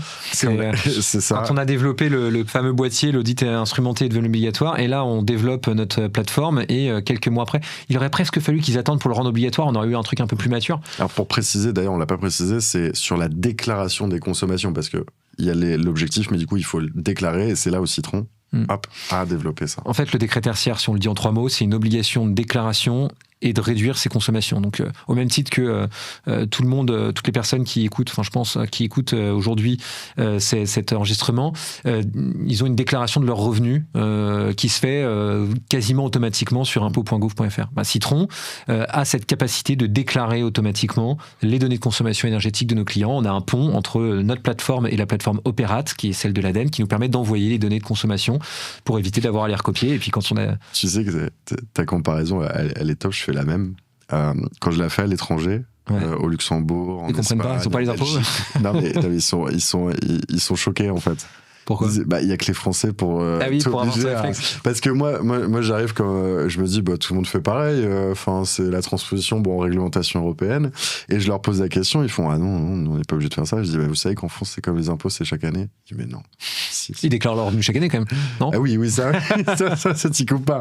Mais le fait pour eux c'est vachement intrusif quoi. Il y a quand même des réglementations qui ressemblent, tu vois. Au UK par exemple, ils sont obligés le système de monitoring est obligatoire. Ils sont pas obligés de déclarer leur consommation, mais ils ont l'obligation d'avoir un outil de suivi, quoi. Ouais, tout à fait. Et donc il y a cette obligation-là de déclaration, et il y a une deuxième obligation qui va être de réduire à chaque décennie, donc la prochaine échéance c'est 2030, ces consommations de manière à atteindre un niveau de consommation réglementaire qu'il faut calculer avec soit des calculs simples, donc 30, 40, 50%, 40, 50, 60% par rapport à une année de référence, soit avec des calculs compliqués pour viser une valeur absolue qui globalement est censée représenter la consommation d'un bâtiment bien entretenu récent. Je précise, valeur absolue, en fait, c'est un seuil de consommation kilowattheure par mètre carré. En fait, c'est combien je consomme au mètre carré selon ma typologie de bâtiment, si je suis une école, un hôpital, etc. Exactement, c'est ça. Donc vous, finalement, votre outil, là, donc, ça explose 2019, alors 2020, là, 2021. De 2019 à 2022, on a une croissance... génial. Malgré le on Covid, passe de 1 à 2 à 4 millions d'euros de chiffre d'affaires. Ça a été quelques années, mais le Covid nous a aidés. Enfin, il nous a pas aidés parce que nos clients se retrouvaient à avoir plus besoin de nous. Ils nous ont aidés parce que ça nous a obligés justement à faire une pause après une grosse croissance, à faire une pause pour se remettre en question. Et c'est comme ça qu'on a commencé à communiquer différemment. Avant, on communiquait un peu comme tout le monde. Et aujourd'hui, on fédère une communauté. On travaille avec notre communauté, et on essaie de leur apporter du contenu, on essaie de les former, on essaie de faire des webinaires, on essaie de faire des infographies, on essaie de leur apporter du contenu qui leur permette de vraiment comprendre l'environnement dans lequel ils évoluent, parce qu'il est complexe, c'est l'environnement de l'énergie, c'est l'environnement du bâtiment, c'est un environnement juridique, c'est pas toujours simple. Donc on essaie de leur apporter suffisamment d'éléments pour qu'ils puissent être en mesure de comprendre ce qui se passe. Et en fait, ça nous a permis de continuer notre croissance au fur et à mesure. Donc le Covid, ça a été une épreuve comme pour beaucoup, mais on l'a bien vécu. Ça n'a pas été... d'un point de vue professionnel, j'entends. Est-ce que finalement le Covid vous a pas permis de digérer aussi ces réglementations, décret tertiaire, décret BACS, parce qu'elles sont complexes, faut tourner la tête dans le guidon. Le fait de former les gens, oui bien sûr. Alors on parlait pas du décret BACS à l'époque, mais le fait de former les gens au décret tertiaire, ça nous a permis de devenir des experts du décret tertiaire, parce que quand tu fais un webinaire, à l'époque c'était délirant, comme les gens avaient beaucoup de temps. Nos clients, c'est des gens qui s'occupent des bâtiments. Les bâtiments, ils étaient fermés. Globalement, ils avaient du temps. Et en fait, on faisait des webinaires où on avait des milliers de personnes. Aujourd'hui, c'est plus le cas. Tu fais un webinaire pour une boîte comme Citron, alors que Citron, ça marche bien. T'as entre 50 et 500 personnes. C'est ça l'ordre de grandeur. Donc, t'as quelques centaines de personnes. À l'époque, pour le Covid, tu fais un webinaire en disant je vais vous former sur le truc que vous allez devoir faire quand vous allez revenir au bureau. Ils étaient tous assez motivés, ils avaient du temps, etc. Donc, on se retrouve à former tous nos clients potentiels à ce qu'ils allaient devoir faire avec notre plateforme. Donc c'était génial. Puis en plus sur une reprise, bâtiment, du coup on imagine bien quand tu fais un bâtiment pendant 1 an, la maintenance derrière, waouh, c'est pas évident. Incroyable. C'est votre meilleure période commerciale Alors, on grandit plus vite aujourd'hui. Alors, peut-être en pourcentage, on grandissait peut-être plus vite aujourd'hui, mais en volume, on grandit plus vite aujourd'hui. Par contre... Je parle plus en pourcentage de croissance plus qu'en volume, parce qu'aujourd'hui, c'est vous... Non, en pourcentage de croissance, c'était clairement notre plus bel... nos plus beaux moments. Puis c'était chouette. Enfin, franchement... En fait, on se battait jamais avec nos concurrents, on les rencontrait à peine. Enfin, on n'avait pas le temps de les voir, quoi. Et à la limite, quand il y en avait un, on se disait bon, bah, c'est pas grave, on passe au client d'après. Enfin, et donc, c'est pas vrai. On a toujours eu nature à se bagarrer un peu. On aime bien ça. De perdre, enfin de laisser en se disant. Ouais, c'est difficile. Mais bon, parfois, on est obligé de le faire. Ouais. Et donc, c'était une très belle période, ouais. Et en 2022, du coup, tu vois, en 2022, on se dit, mais ça grandit tellement vite qu'il faut recommencer. Il faut relever des fonds. On peut aller encore plus loin. C'est à ce moment-là, en fait, que ça nous fait un peu tourner la tête. On se dit qu'on a de quoi monter une boîte qui fera la taille de Google demain, quoi. Je comprends. Et justement, tu parles de 2022, 2023, relevé de fonds. Alors, c'est décembre 2022, mais annoncé en janvier 2023, effectivement. C'est quoi l'ambition à ce moment-là? Parce que c'est plus les mêmes montants, c'est quand même une marge supplémentaire. En fait, en 2022, Citron, c'est une société en très forte croissance et rentable. À une époque où on commence à se dire... Le modèle startup fonctionne pas, ça crée que des sociétés pas rentables. Donc on est un petit peu, en plus on a historiquement on a été bootstrappé, enfin on avait très peu levé de fonds et donc on se dit bah il faut aller lever des fonds, mais pour réatteindre la rentabilité assez vite, comme ce qu'on vient de faire.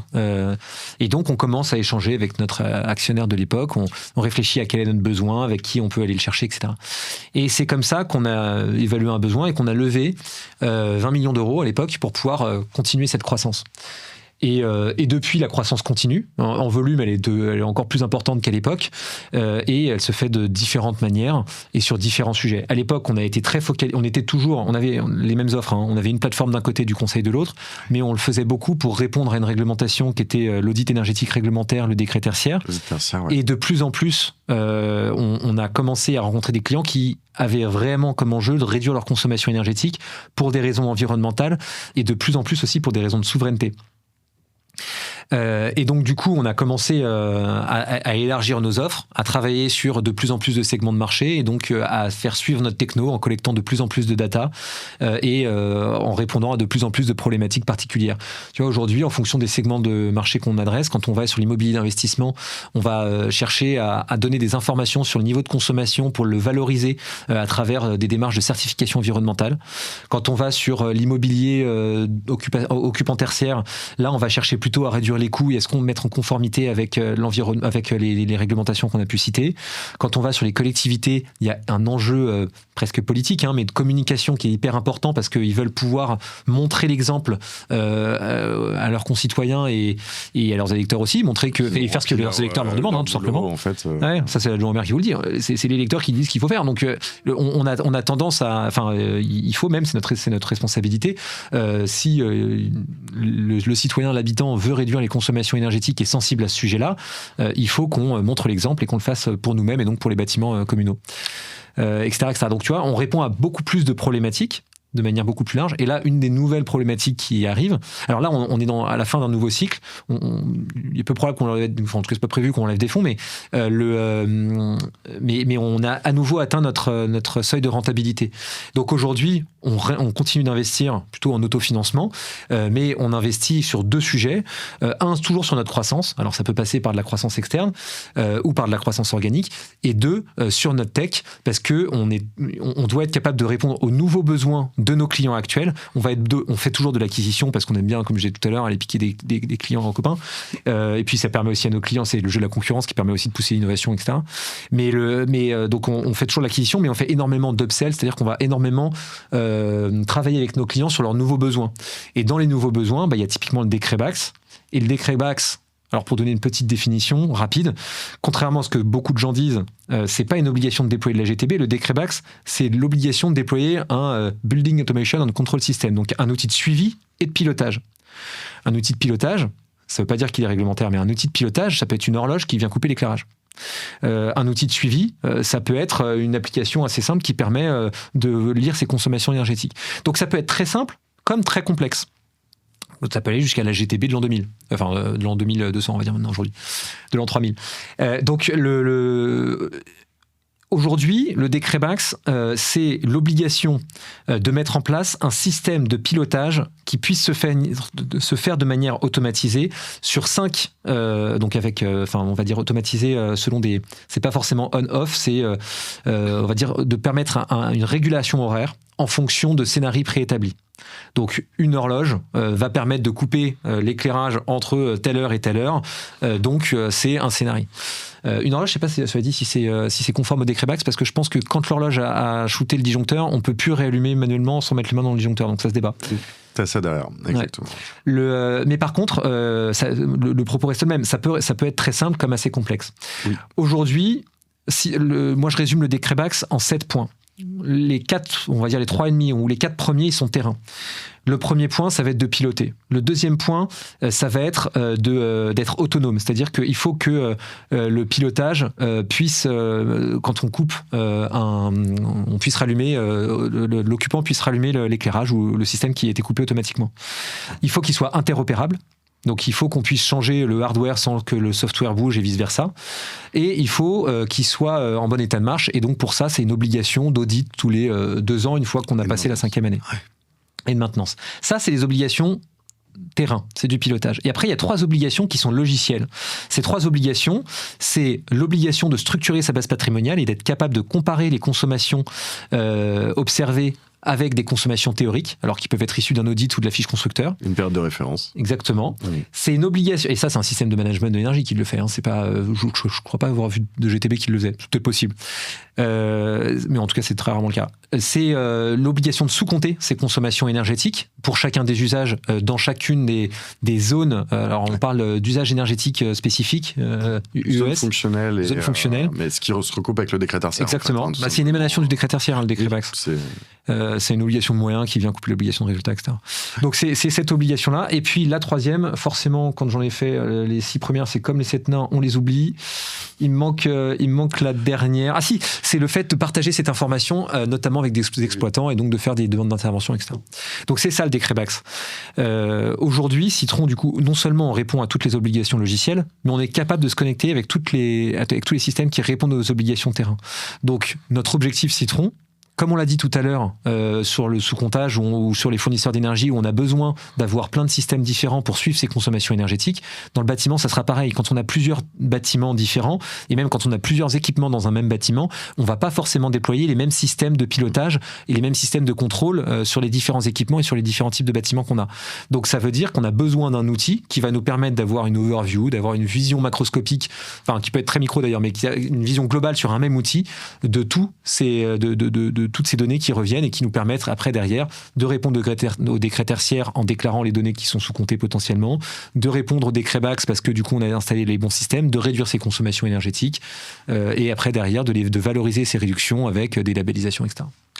Très clair. Bah justement, je vais revenir sur ce que tu as dit. Tu as dit beaucoup de choses hyper intéressantes. Le décret BACS, qu'est-ce que c'est ? C'est l'obligation d'installer pour certains bâtiments qui sont plus ou moins collés au décret tertiaire. C'est des questions de puissance, de chauffage, etc. J'ai vu ton post sur le sujet. Oui, je reviens dessus rapidement. L'idée, c'est pas de revenir dans le détail et de faire une définition. Voilà. L'obligation d'installer le système de pilotage, donc c'est une émanation du décret tertiaire comme tu l'as dit, c'est une obligation de moyens qui vient aider à l'obligation de résultat du décret tertiaire. Enfin, faut le prendre comme ça en tout cas, je pense que c'est très clair là-dessus. Décret BACS donc qui impose ce type de système de pilotage et comme tu as dit, il n'y a pas obligation d'installer ce qu'on appelle une GTB en France. À aucun moment dans le texte c'est écrit gestion technique du bâtiment et on n'a pas de définition juridique de toute façon de gestion technique du bâtiment. Donc ça sert à rien de se dire oui il faut une GTB etc. Ce qu'on peut dire c'est que de toute façon même GTB ça recouvre des réalités hyper différentes. Le périmètre de la GTB, ce que j'ai toujours, c'est celui que lui donne l'intégrateur. Et il peut donner des périmètres très restreints, plus ou moins larges, etc. Justement, chez Citron, du coup, vous intégrez cette dimension pilotage, parce que c'est ce qu'on disait, c'est Citron, EMS, différentes GTB. GTB, ça reste quand même l'outil, on va dire, qui répond le plus à ce que demande le décret BACS, enfin l'outil un peu de prédilection, entre guillemets, même si, encore une fois, c'est difficile à concevoir, mais c'est pas une GTB, c'est pas toujours la même chose, en fait. C'est jamais... Enfin, oui. Non, d'accord, c'est même jamais la même chose. C'est jamais la même chose en fait. C'est le périmètre que tu lui donnes en fait à la GTB. Elle peut être voilà. Ce qui commercialement est dur à gérer du coup. Hyper dur, hyper compliqué. Et très compliqué d'expliquer quand t'es un intégrateur que t'es ni le fabricant ni une boîte d'HVAC en fait ou de CVC. Mais donc pour revenir à Citron, toi, tu dis Citron, vous répondez au décret Bax. Il y a une phrase dans le décret Bax qui est suivre les consos, les systèmes techniques, ce que vous faites, et les ajuster en fonction d'eux. Et tu parlais de l'horloge, etc. En effet, c'est ajuster. Donc ajuster, c'est ajuster. Et là, il y a deux façons de faire. Soit tu considères que c'est directement dans la plateforme que tu dois faire l'ajustement. Alors ça, c'est ce qu'on fait sur un certain nombre de bâtiments. Soit tu le fais en faisant une demande d'intervention et tu laisses la main au technicien qui fait l'ajustement, la capacité de le faire.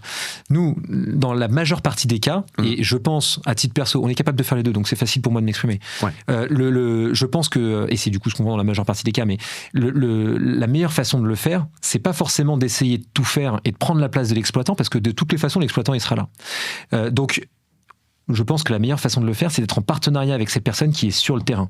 Et cette personne qui est sur le terrain, on a besoin, grâce à l'outil, grâce au système Bax qui a été déployé, de lui envoyer des demandes d'intervention, éventuellement même des demandes de devis, qui peuvent être faites sous forme de workflow, avec une validation du bureau d'études, avec une validation budgétaire, avec une validation du responsable immobilier, de l'asset, du PM, etc., qui peut se faire du coup de manière totalement automatisée. C'est beaucoup plus sécurisé qu'un energy manager soit de l'autre coin qui décide de couper à un moment donné parce qu'il voit une consommation nocturne, alors peut-être qu'il y a 200 personnes dans la salle, et c'est beaucoup plus proche du terrain et de la réalité.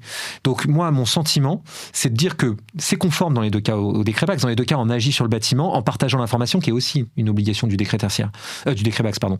Mais je pense que pour être efficace, la meilleure façon de faire, c'est pas forcément d'avoir un méga outil qui fait tout, c'est plutôt d'avoir un outil qui est un système de management de l'énergie qui sait communiquer avec tous les types de GTB différents. Parce que si on essaye de tout faire, vous allez savoir tout faire sur un type de bâtiment, sur un profil technique, sur un truc. Mais vous ne saurez jamais répondre à 100% des besoins d'un patrimoine immobilier, parce que par nature, un bâtiment, c'est complexe. Par nature, un bâtiment, il est assez âgé. Le taux de renouvellement des bâtiments en France, c'est 2% par an. Donc en fait, un bâtiment de base, il est assez vieux, il a 50 ans. Hein. Donc il faut qu'on soit capable de s'adapter à l'existant du bâtiment. Et l'existant du bâtiment, c'est tout ce qu'on a pu sortir comme nouveauté ces dernières années à des périodes où il n'y avait pas encore de normalisation du secteur d'activité. Et du coup, c'est être capable de reprendre ces investissements et d'en faire quelque chose.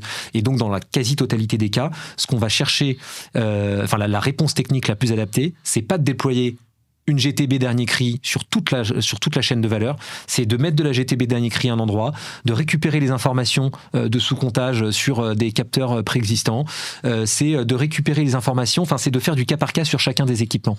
Et du coup, c'est ça qui nous permet, un, de ne pas payer sa GTB de 100 000 €, et deux, c'est ce qui permet d'avoir une interface unique qui puisse, sur l'intégralité de ces données, être hyper fonctionnelle et impliquer toutes les parties prenantes, dont l'exploitant dont on a parlé tout à l'heure. Je comprends. Donc, pour vous, chez Citron, vous dites finalement, oui, il y a le décret Bax, mais finalement, on y répond. Dans les grandes lignes qu'on a citées là, on y répond. Mais au fond, si on se détache un peu de la réglementation, qu'on parle concret, problème, réponse à un problème. Ouais. Pour vous, vous dites, l'analyse, c'est hyper important, mais dans l'action, il faut ce lien avec l'humain qui est le mainteneur, et c'est ça qu'il faut travailler, et c'est ça que vous mettez en avant, parce que c'est là où vous avez la meilleure résolution du problème, en fait. Si je comprends bien. Alors là, tu parles spécifiquement du pilotage. Mais de manière générale, tu as raison. Il faut l'outil d'un côté et l'humain de l'autre. L'humain, il peut être chez nous, ou il peut être chez le mainteneur, ou il peut être dans une société de conseil, il peut être n'importe où.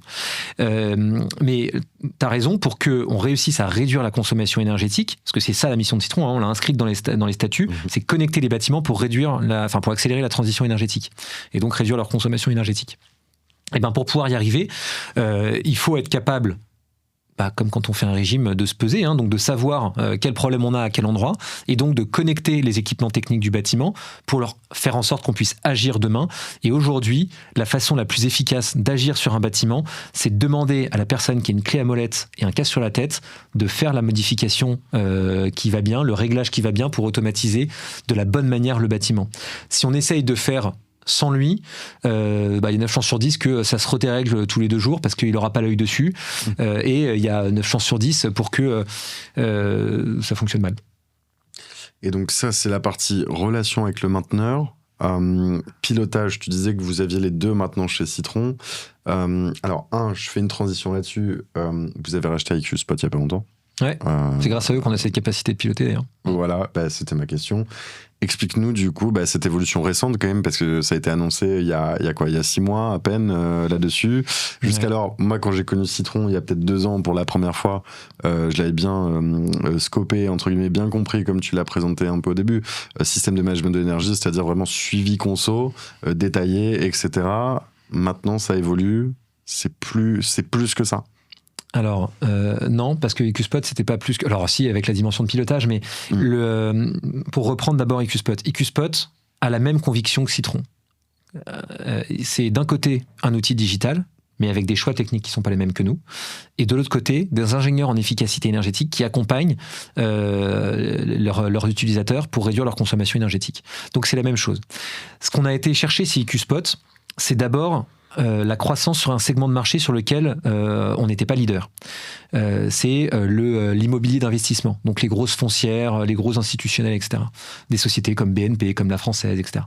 Donc on a été chercher de la connaissance sur comment adresser ce marché. Et on s'est aperçu que on avait la capacité technique d'adresser ce marché. On savait déjà récupérer les informations, les données de consommation depuis un capteur ou un sous-compteur. On savait déjà faire de récupérer des données de sonde de température, par exemple. Et on savait déjà faire de l'énergie management. Par contre, eux savaient le faire. Enfin, on choisit un segment de marché sur lequel on n'était pas très fort chez Citron, tout simplement parce que il se vend différemment. Il se vend pas avec le même business model et il ne se vend pas avec les mêmes arguments. Le décret tertiaire, c'est important pour ces foncières-là, hein, mais c'est pas la première priorité qu'ils ont. La première priorité qu'ils ont, c'est de suivre leur thèse d'investissement, et leur thèse d'investissement, la plupart du temps chez ces foncières-là, ça va être d'investir dans des bâtiments qui sont économes en énergie. Et donc, il faut qu'ils puissent le justifier, prouver le fait que ça soit des bâtiments performants à travers des labellisations. Et donc, on va plutôt chercher à mettre en avant des arguments et des fonctionnalités dans la plateforme qui servent justement à ces labellisations. Donc, c'est une façon différente de... En fait, on vend une techno similaire, mais pour des raisons différentes et donc d'une manière différente. Alors après, la techno a des fonctionnalités intéressantes qu'on n'a pas chez Citron. Donc, c'est des technos des fonctionnalités qu'on va développer chez Citron grâce aux équipes de EQSpot qui nous ont rejoints. On va pouvoir le faire assez rapidement. Apprendre, alors on connaissait déjà, on avait quand même déjà des clients sur la partie immobilier d'investissement, mais c'est travailler différemment avec eux. Et ce qui est génial, c'est que ça nous permet de leur vendre l'ancienne approche Citron, qui pour la plupart les intéresse beaucoup parce que ça permet d'aller plus loin sur tout un tas de sujets, mais ça permet aussi à nos foncières, à l'immobilier d'investissement qu'on avait déjà chez Citron, de leur vendre aussi l'approche EQSpot qui est complémentaire, puisqu'on récupérait pas les mêmes données chez les uns et chez l'un et chez l'autre. Donc c'est des approches commerciales qui sont assez complémentaires, donc ça permet de faire avancer nos clients, enfin en fait tout simplement de suivre notre mission, hein. Ça permet de faire avancer nos clients dans la diminution de leur consommation énergétique, tout en respectant les mêmes objectifs qu'ils ont. Et là en l'occurrence c'est souvent alors il y a la réponse au décret tertiaire, il y a les économies financières pour le compte de leurs locataires, et il y a la labellisation qui leur permet de du coup investir en suivant leur thèse. Justement, c'est intéressant ce que tu dis. Je vais essayer de te poser une question de positionnement. Pour bien que ce soit clair pour tout le monde, et puis là où vous allez aussi. Le plus gros concurrent de Citron jusqu'alors, parce qu'ils ont été rachetés, tu sais de qui je vais parler, donc ça va peut-être être un peu différent maintenant. Non, vas-y, pas de suite. On les a bien en plus. Oui, non, mais je vais les citer, je veux dire, j'anticipe, mais Adviseo, je dis, ça va peut-être changer maintenant parce que les règles sont plus les mêmes. Quand tu as été racheté par un grand groupe, c'est un peu différent, mais Adviseo, ils ont pris le parti, eux, de rentrer dans la GTB, d'aller vraiment sur le pilotage en sous-sol, comme on a décrit au début. Donc, aller réguler la chaudière, etc., et le faire eux-mêmes, l'installer eux-mêmes, le concevoir eux-mêmes. De l'autre côté, t'as DeepKey, qui se rapproche de vous un petit peu, c'est pas la même chose, mais je veux dire, qui était centré vraiment soft, suivi des consos, etc., etc. J'ai croisé en AMO d'ailleurs sur une métropole où j'ai compris qu'en collectivité, c'est un sujet très important. Vérification facture. Et DeepKey qui part vers le carbone, qui est parti d'ailleurs. Depuis quelques années même. Ouais. Voilà. Sur les analyses carbone. Tu me parles des foncières. Moi, je travaille avec beaucoup de foncières aussi. Les sujets, c'est BREEAM, LEED, WELL, certification ISR, carbone, etc. Intensité carbone au mètre carré. Et tu te retrouves avec des problématiques quand même hyper importantes où tu peux avoir la Barclays qui vient de te dire ça peut coûter 5 millions, 6 millions, je m'en tape. Ce qui compte, c'est que mon ratio au mètre carré, ce soit tant d'émissions d'équivalent CO2. Justement, Citron, j'ai l'impression que vous prenez un peu des deux mondes, en fait, sur une approche différente. Donc, comment tu te positionnes entre ton ex, je dirais, concurrent principal, bon, qu'il est toujours aujourd'hui, mais qui a été racheté par un grand groupe, qui est Hager, qui lui est parti, je vais piloter moi-même la chaudière. Et puis Deepkey, qui est aussi un concurrent en soi de Citron sur certaines parties, qui lui est parti, qui est resté complètement dans le digital, je dirais, API fournisseur, mais qui est parti sur la certification carbone, qui est une grosse problématique où je reviens sur la FOC. Alors, je partage ta vision de leurs activités. J'ai aucune donnée officielle, comme tu t'en doutes, mais je partage ta vision de leur activité. C'est ce que j'avais compris aussi. Deepkey, on les voit plus tellement en concurrence. On les voyait beaucoup à l'époque des années 2019 à 2022, les débuts du décret tertiaire, quand tout le monde avait besoin de suivre ses consommations énergétiques dans ce cadre-là.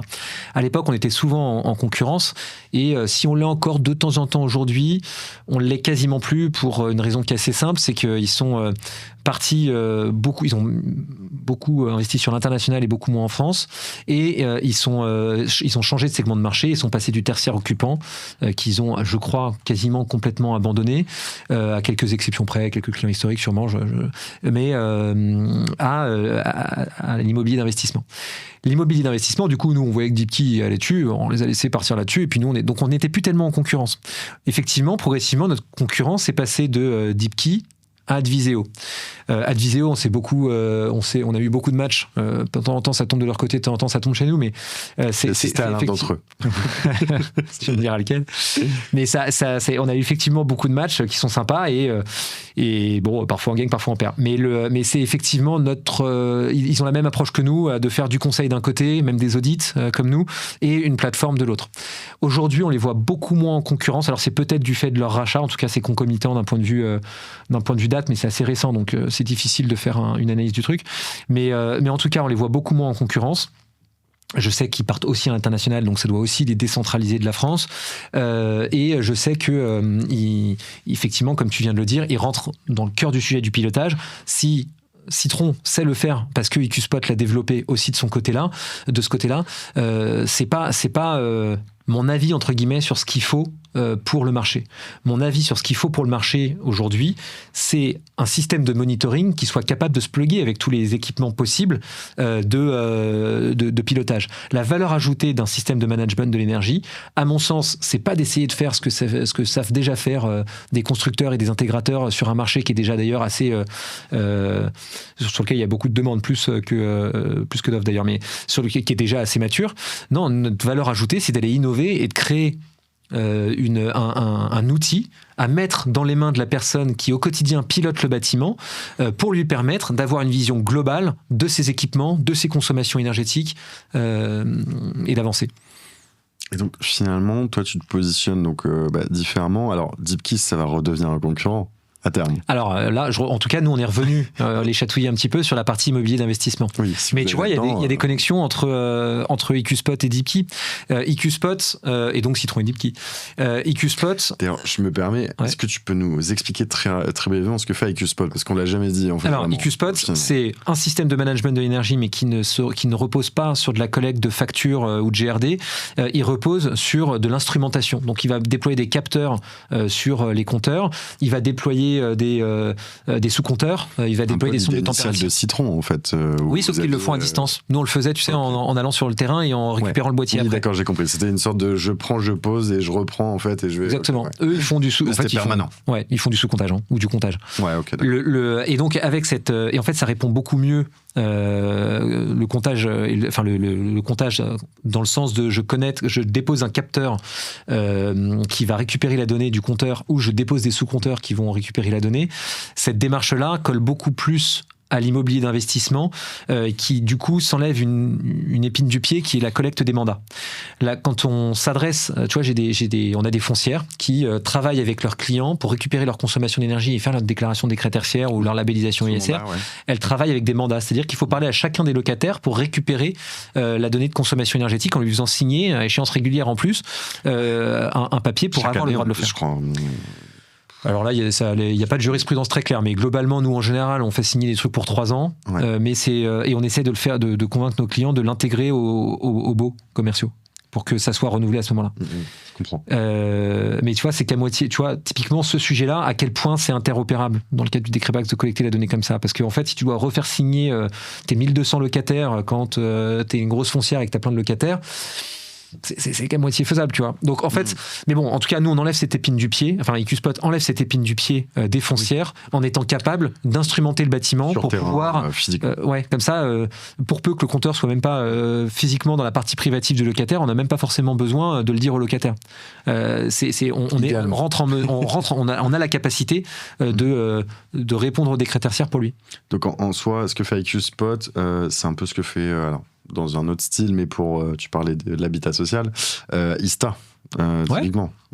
Même si eux, c'est plus lié aux répartitions de frais de chauffage qu'à du... ISTA, c'est beaucoup plus gros et c'est de l'habitat collectif. Ouais. Enfin, c'est ma vision du truc, hein. C'est une boîte que je connais moins du coup, parce que c'est moins concurrent, mais ISTA, pour moi, ils font de la répartition de frais de chauffage. Enfin, le gros du truc, c'est de la répartition de frais de chauffage sur de l'habitat collectif. C'est-à-dire qu'ils vont déployer des petits capteurs sur les radiateurs, ils vont déployer des petits compteurs sur les radiateurs, mais alors, il y a un capteur qui capte la chaleur qui sort du... T'as les répartiteurs quand tu peux pas mettre de compteur, donc ça, ils le font. Mais là, en gros, de base, c'est les compteurs en location. D'accord, ok. Et donc, ils vont instrumenter un bâtiment pour pouvoir faire de la répartition de frais de chauffage. Et donc, c'est une très belle boîte, c'est énorme, hein, c'est sans commune mesure par rapport à Citron. Enfin, je les imagine, en fait, je n'ai pas les informations très claires, mais je crois que c'est beaucoup plus gros. C'est très, très gros. Ouais. Et donc, ces boîtes-là sont pas tellement concurrentes, ni à EcoSpot, ni à Citron. Par contre, il y aurait sûrement des belles synergies à travailler ensemble, parce qu'on développe des technos qui, encore une fois, sont très probablement assez proches. Totalement.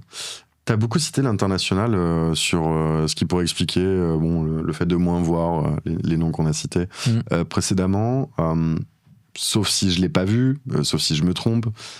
Citron n'est pas à l'international aujourd'hui. Alors on n'a pas de bureau à l'international, mais les bâtiments de nos clients sont à l'international. Mais c'est des Français. C'est des personnes qui gèrent en France en tout cas. En fait, c'est des personnes qui, typiquement, on va avoir une foncière, on va avoir un client qui a ces bâtiments. Je t'en cite un parce qu'on en a parlé il n'y a pas longtemps, donc je sais que je suis pas sous NDA sur celui-là. CMA CGM. Ou le groupe Perial, tiens, pour prendre une foncière. Ça, c'est des personnes qui ont des bâtiments un peu partout. Alors, c'est très européen et très US, mais c'est des bâtiments c'est des clients qui ont des bâtiments un peu partout et qui, du coup, veulent une vision globale de leur patrimoine. Donc, on est capable de collecter des données un peu partout. Il n'y a aucune barrière à le faire. Par contre, on n'a pas une démarche d'aller déployer des bureaux, mais c'est un peu lié à notre ADN d'entrepreneur. Brûler du cash, ça ne nous fait pas marrer. Nous, quand on investit dans la transition énergétique, quand on investit dans notre entreprise, il faut qu'il y ait un retour en euros, en carbone, en ce que tu veux, mais il faut qu'il y ait un retour qui soit tangible pour que ça en vaille le coup.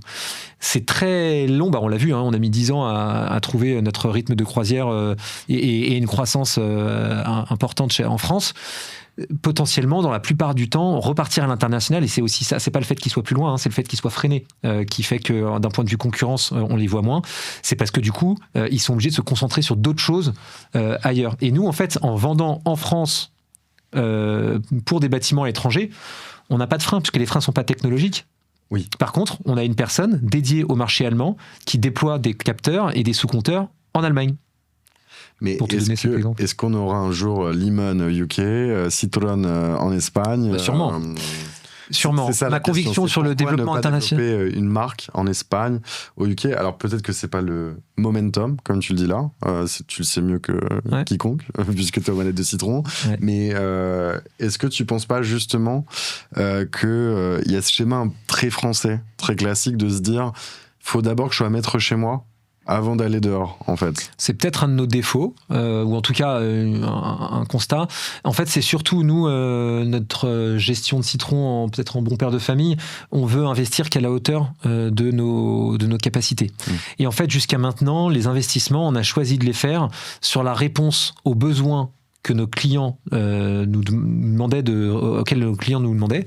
Donc typiquement, tu vois, quand tu as répondu au décret tertiaire pour un client et qui dit j'ai le décret Bax, comment on fait, machin, en fait, tu vas te dire, est-ce que je vais aller dépenser des centaines de milliers, voire des millions d'euros pour aller trouver un autre client ailleurs sur un autre marché, alors que j'ai déjà des clients qui viennent me voir et qui me disent, Vianney, on a encore des choses à faire ensemble, est-ce que tu peux développer ça, ça et ça Sachant qu'en général, quand tu vas à l'étranger, ils te demandent aussi de développer des choses un petit peu différentes de ce que tu proposes dans ton pays d'origine, tout simplement parce que c'est pas les mêmes façons de travailler.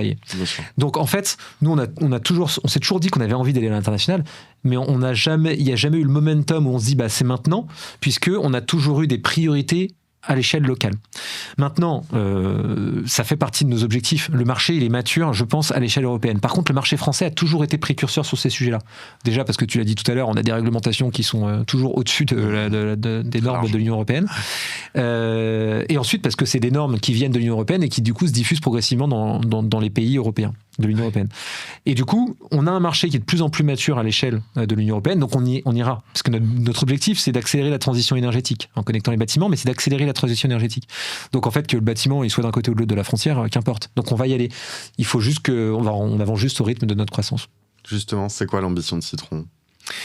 Alors, ce que j'aime... Pour 2030, qui est une date hyper importante de notre secteur. 2030, ça vient vite. C'est dans 4 ans. Ouais, ça vient vite 2030. Je vais répondre sans garder en tête 2030 parce que c'est trop proche, ça en donne trop le tournis. Mais en fait, moi, ma conviction, c'est de dire qu'il y a de la place pour... on vient de dire que le secteur, il est mature à l'échelle européenne. Le besoin, quelles que soient les réglementations, il va venir en grandissant. On est de plus en plus sur une planète dans laquelle il y a de moins en moins de ressources naturelles. Donc l'efficacité énergétique, c'est une nécessité. Donc à l'échelle mondiale, il va se créer un ou plusieurs géants, ça c'est une conviction perso, mais qui à mon avis se baseront sur de la technologie. Donc un géant de la tech dédié à l'efficacité énergétique, j'ai une conviction, c'est qu'il y en aura un dans les prochaines années, ou peut-être dans la prochaine décennie. Je pense qu'il sera européen, et je pense même qu'il sera français, dans la mesure où en fait, pour des raisons réglementaires qu'on a évoquées, pour des raisons d'engineering, pour des raisons de maturité sur le sujet, on est ceux qui ont le plus de problèmes d'un point de vue énergétique. On n'a pas de ressources. Je ne sais plus qui disait, en France, on n'a pas de pétrole, on a des idées. Mais c'est peut-être ce qui va nous permettre justement de réussir à être leader d'un secteur qui sera un secteur du service lié à une de nos contraintes historiques. Aujourd'hui, quand il y a des conflits dans le monde, ils sont liés à l'énergie et ils arrivent en Europe parce que c'est là où il y a des tensions qui sont liées à ce sujet-là. Donc il va y avoir un géant de la tech sur le sujet, très probablement européen, peut-être même français. Et quand tu regardes les sociétés aujourd'hui de la taille, qui pourrait prétendre à devenir ce géant de la tech, moi je te rajoute une conviction sur la table, c'est que la première étape, c'est la data. Il y aura sûrement de l'IA après, il y aura sûrement plein d'autres fonctionnalités qui vont arriver, enfin de sources de données techno qui vont arriver se rajouter dessus, mais la base, le ciment du géant qu'on doit construire, ça va être la data. Et quand tu regardes les entreprises françaises qui peuvent devenir un géant de la tech, je commence à me dire, tiens, peut-être que Citron, un jour, ça sera un géant de la tech. Et donc, on a mis 15 ans presque à venir là où on en est. On prend notre temps, mais on avance sur des bases solides. Et aujourd'hui, technologiquement, on avance pas à pas. On est très mature sur la data. On commence à l'être aussi sur des notions de pilotage. Demain, on pourrait réfléchir à suivre le stockage d'énergie, la production d'énergie, à suivre la répartition de l'énergie d'un bâtiment à l'autre. On pourrait faire des espèces de micro-marché local de l'énergie, de la flexibilité pour faire en sorte que la capacité de stockage d'un autre serve aux besoins à un autre moment d'un bâtiment voisin qui n'a rien à voir en termes d'usage, etc., etc. En fait, on peut faire énormément de choses. Il y aura toujours besoin de cette techno qui s'appuie sur cette data. Et ça, c'est une conviction aussi qu'on porte très fort chez Citron. Il y aura toujours besoin d'ingénieurs en efficacité énergétique, sachant, parce que même si on mettait la plus belle machine dans le plus beau des bâtiments, ça finit toujours, et assez rapidement, plus rapidement qu'on ne croit, par se dérégler quand il n'y a personne derrière la machine. Plus c'est complexe, plus il y a besoin de réglage derrière. En plus, ouais. Hyper intéressant. Je vais finir sur 2 dernières questions, puisqu'on arrive au bout du timing. Tu as dit justement qu'il y avait la place pour un géant tech européen, probablement français. Je partage ta conviction d'ailleurs là-dessus. Et Citron a une très belle position là-dessus et a clairement une carte à jouer. Moi, je pense aussi là-dessus, d'extérieur, tu vois, de mon point de vue, de ce que je vois aussi, de ma connaissance du marché. Comment, mon avant-dernière question, c'est justement, quand on t'entend, on voit que ton ambition, c'est pas que l'énergie dans le bâtiment. Enfin, j'avais cette impression-là au cours de 7h30, que tu parles de tous les systèmes techniques, etc. On parle beaucoup de ce qu'on appelle le BOS, Building Operating System. Donc, le concept, il est très simple. Je le résume pour ceux qui ne connaissent pas. Vous avez un téléphone, c'est un iPhone ou un Android. Vous avez un App Store. Enfin, non, vous avez un téléphone, il tourne sous un OS, en fait, et dessus, vous pouvez installer ce que vous voulez, les applications. Ce serait la même chose pour le bâtiment. Donc, jumeau numérique, donc digitalisation, donc géant de la tech. Enfin, on en revient à ça. Ouais. Est-ce que Citron a cette ambition, sans forcément utiliser ce mot-clé? Je veux dire, c'est pas dans votre comment dire, dans votre l'operating, l'OS du bâtiment. L'OS du bâtiment, c'est un concept dont on parlait déjà en 2011. Okay. Alors, c'était vrai aussi pour l'IA, hein, donc ça veut pas dire que ça percera pas un jour. Par contre, c'est un concept marketing qui est très ancien, qui est assez logique, parce que justement, il y a ce parallèle avec le monde de la tech. Le bâtiment est un monde de plus en plus tech, et c'est ce qui tourne. Enfin, c'est le logiciel de base d'un ordinateur, d'une tablette, d'un iPhone, enfin, d'un téléphone, etc. Donc pourquoi pas? Mais c'est plus un concept marketing. Est-ce que il y aura besoin d'une espèce de plateforme sur laquelle les gens puissent développer eux-mêmes leur application? Parce que c'est le gros intérêt d'un OS, c'est ça, hein, finalement. C'est que des personnes tierces puissent développer des applications dédiées.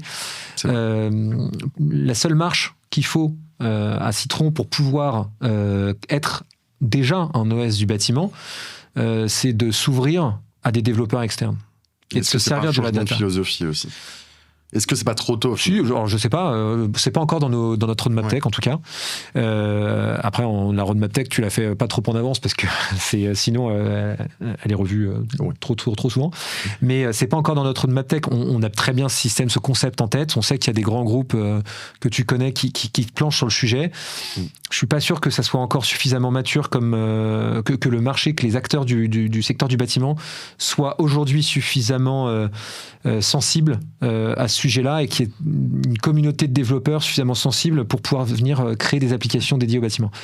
Par contre, c'est clairement quelque chose qui pourrait avoir lieu demain. Je pense qu'avant que ça soit le cas dans le privé, enfin dans les bâtiments qu'on adresse aujourd'hui, le B2B, ça sera probablement le cas dans le B2C. C'est d'ailleurs ce que Apple essaye de faire. On voit qu'il y a des applications Home pour faire de la domotique. Google. Oui, t'as raison.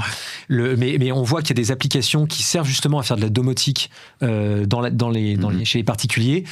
J'ai pas l'impression que ça soit vachement bien pris en main et qu'il y ait beaucoup d'offres sur la demande et donc pas vraiment encore suivi par les développeurs. Peut-être que ça viendra pas forcément par l'énergie, mais peut-être par la sécurité d'abord, peut-être par d'autres sujets sur lesquels la tech avance plus vite dans le bâtiment. J'ai pas de boule de cristal. En tout cas, c'est un sujet qu'on a bien en tête et et Citron le développera dès qu'on sentira que c'est le moment. Aujourd'hui, je pense pas que ça soit le moment. Je pense qu'il y a d'autres priorités. En Chine, ils ont réussi à le faire. En Europe, j'ai pas l'impression que ça prenne énormément. Aux États-Unis, j'en sais rien, mais tout ce qui est Apple Home, machin. J'ai jamais vu quelqu'un qui avait son Apple Home complet. Bah ouais, parce qu'en fait, ça coûte super cher. En fait, moi, j'ai essayé de le mettre chez moi. Il faut avoir un système. Mais en fait, c'est exactement comme dans le privé. Quand tu veux mettre une GTB, les gens ils se disent c'est facile, on va déployer un système BAX, quel qu'il soit, et puis comme ça, je veux une classe A ou une classe B. Bon. Pourquoi? On ne sait pas, mais en tout cas, ça va peut-être pour les C2E ou autre.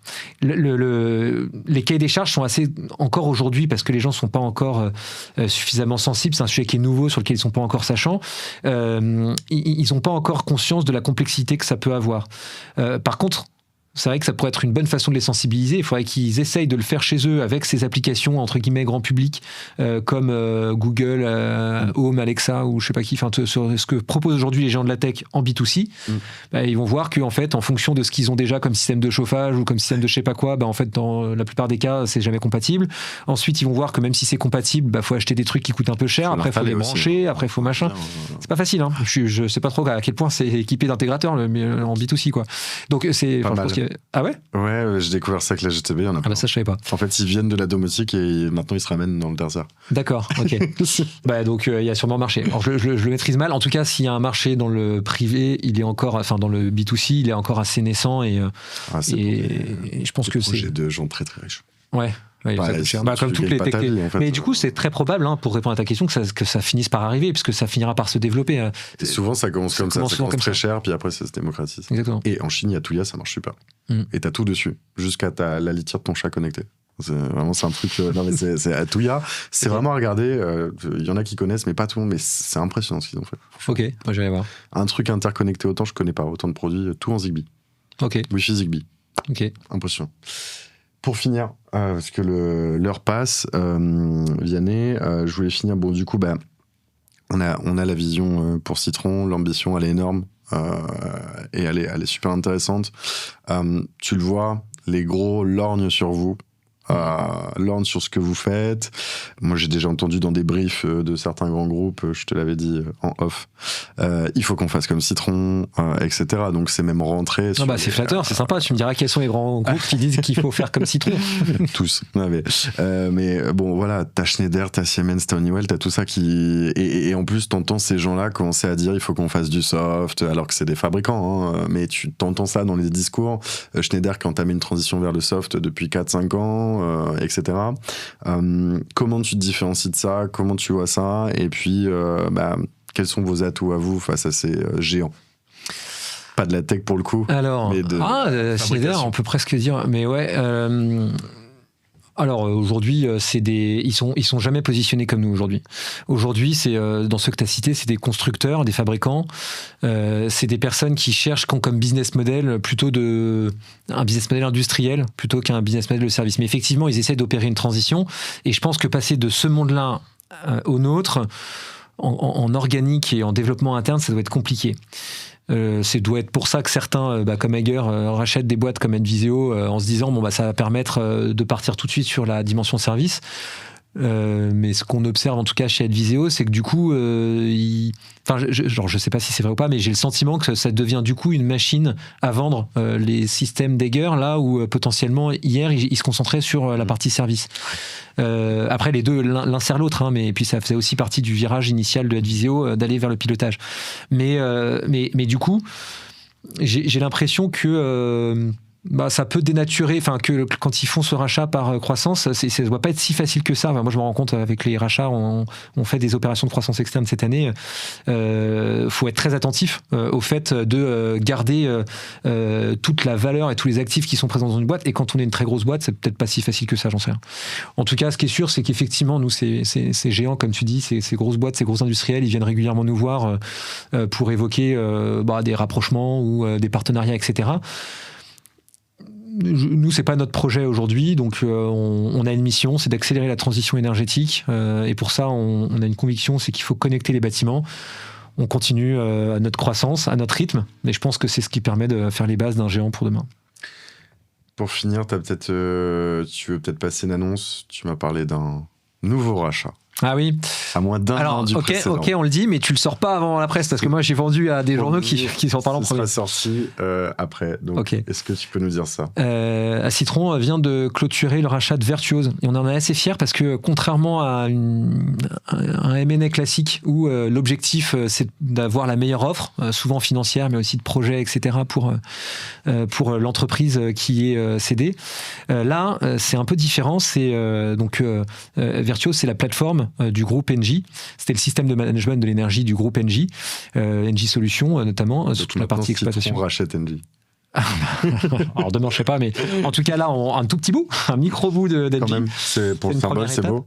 Ouais, mais surtout Engie, la volonté qu'ils avaient à travers cette session, c'était de faire en sorte que leurs clients puissent avoir la meilleure offre, le meilleur système de management de l'énergie possible. Et en fait, ils ont eu une démarche qui est assez originale, c'est qu'ils ont sélectionné pour eux quel était le meilleur système de management de l'énergie, et ils sont venus nous voir en disant les gars, qu'est-ce que vous en pensez?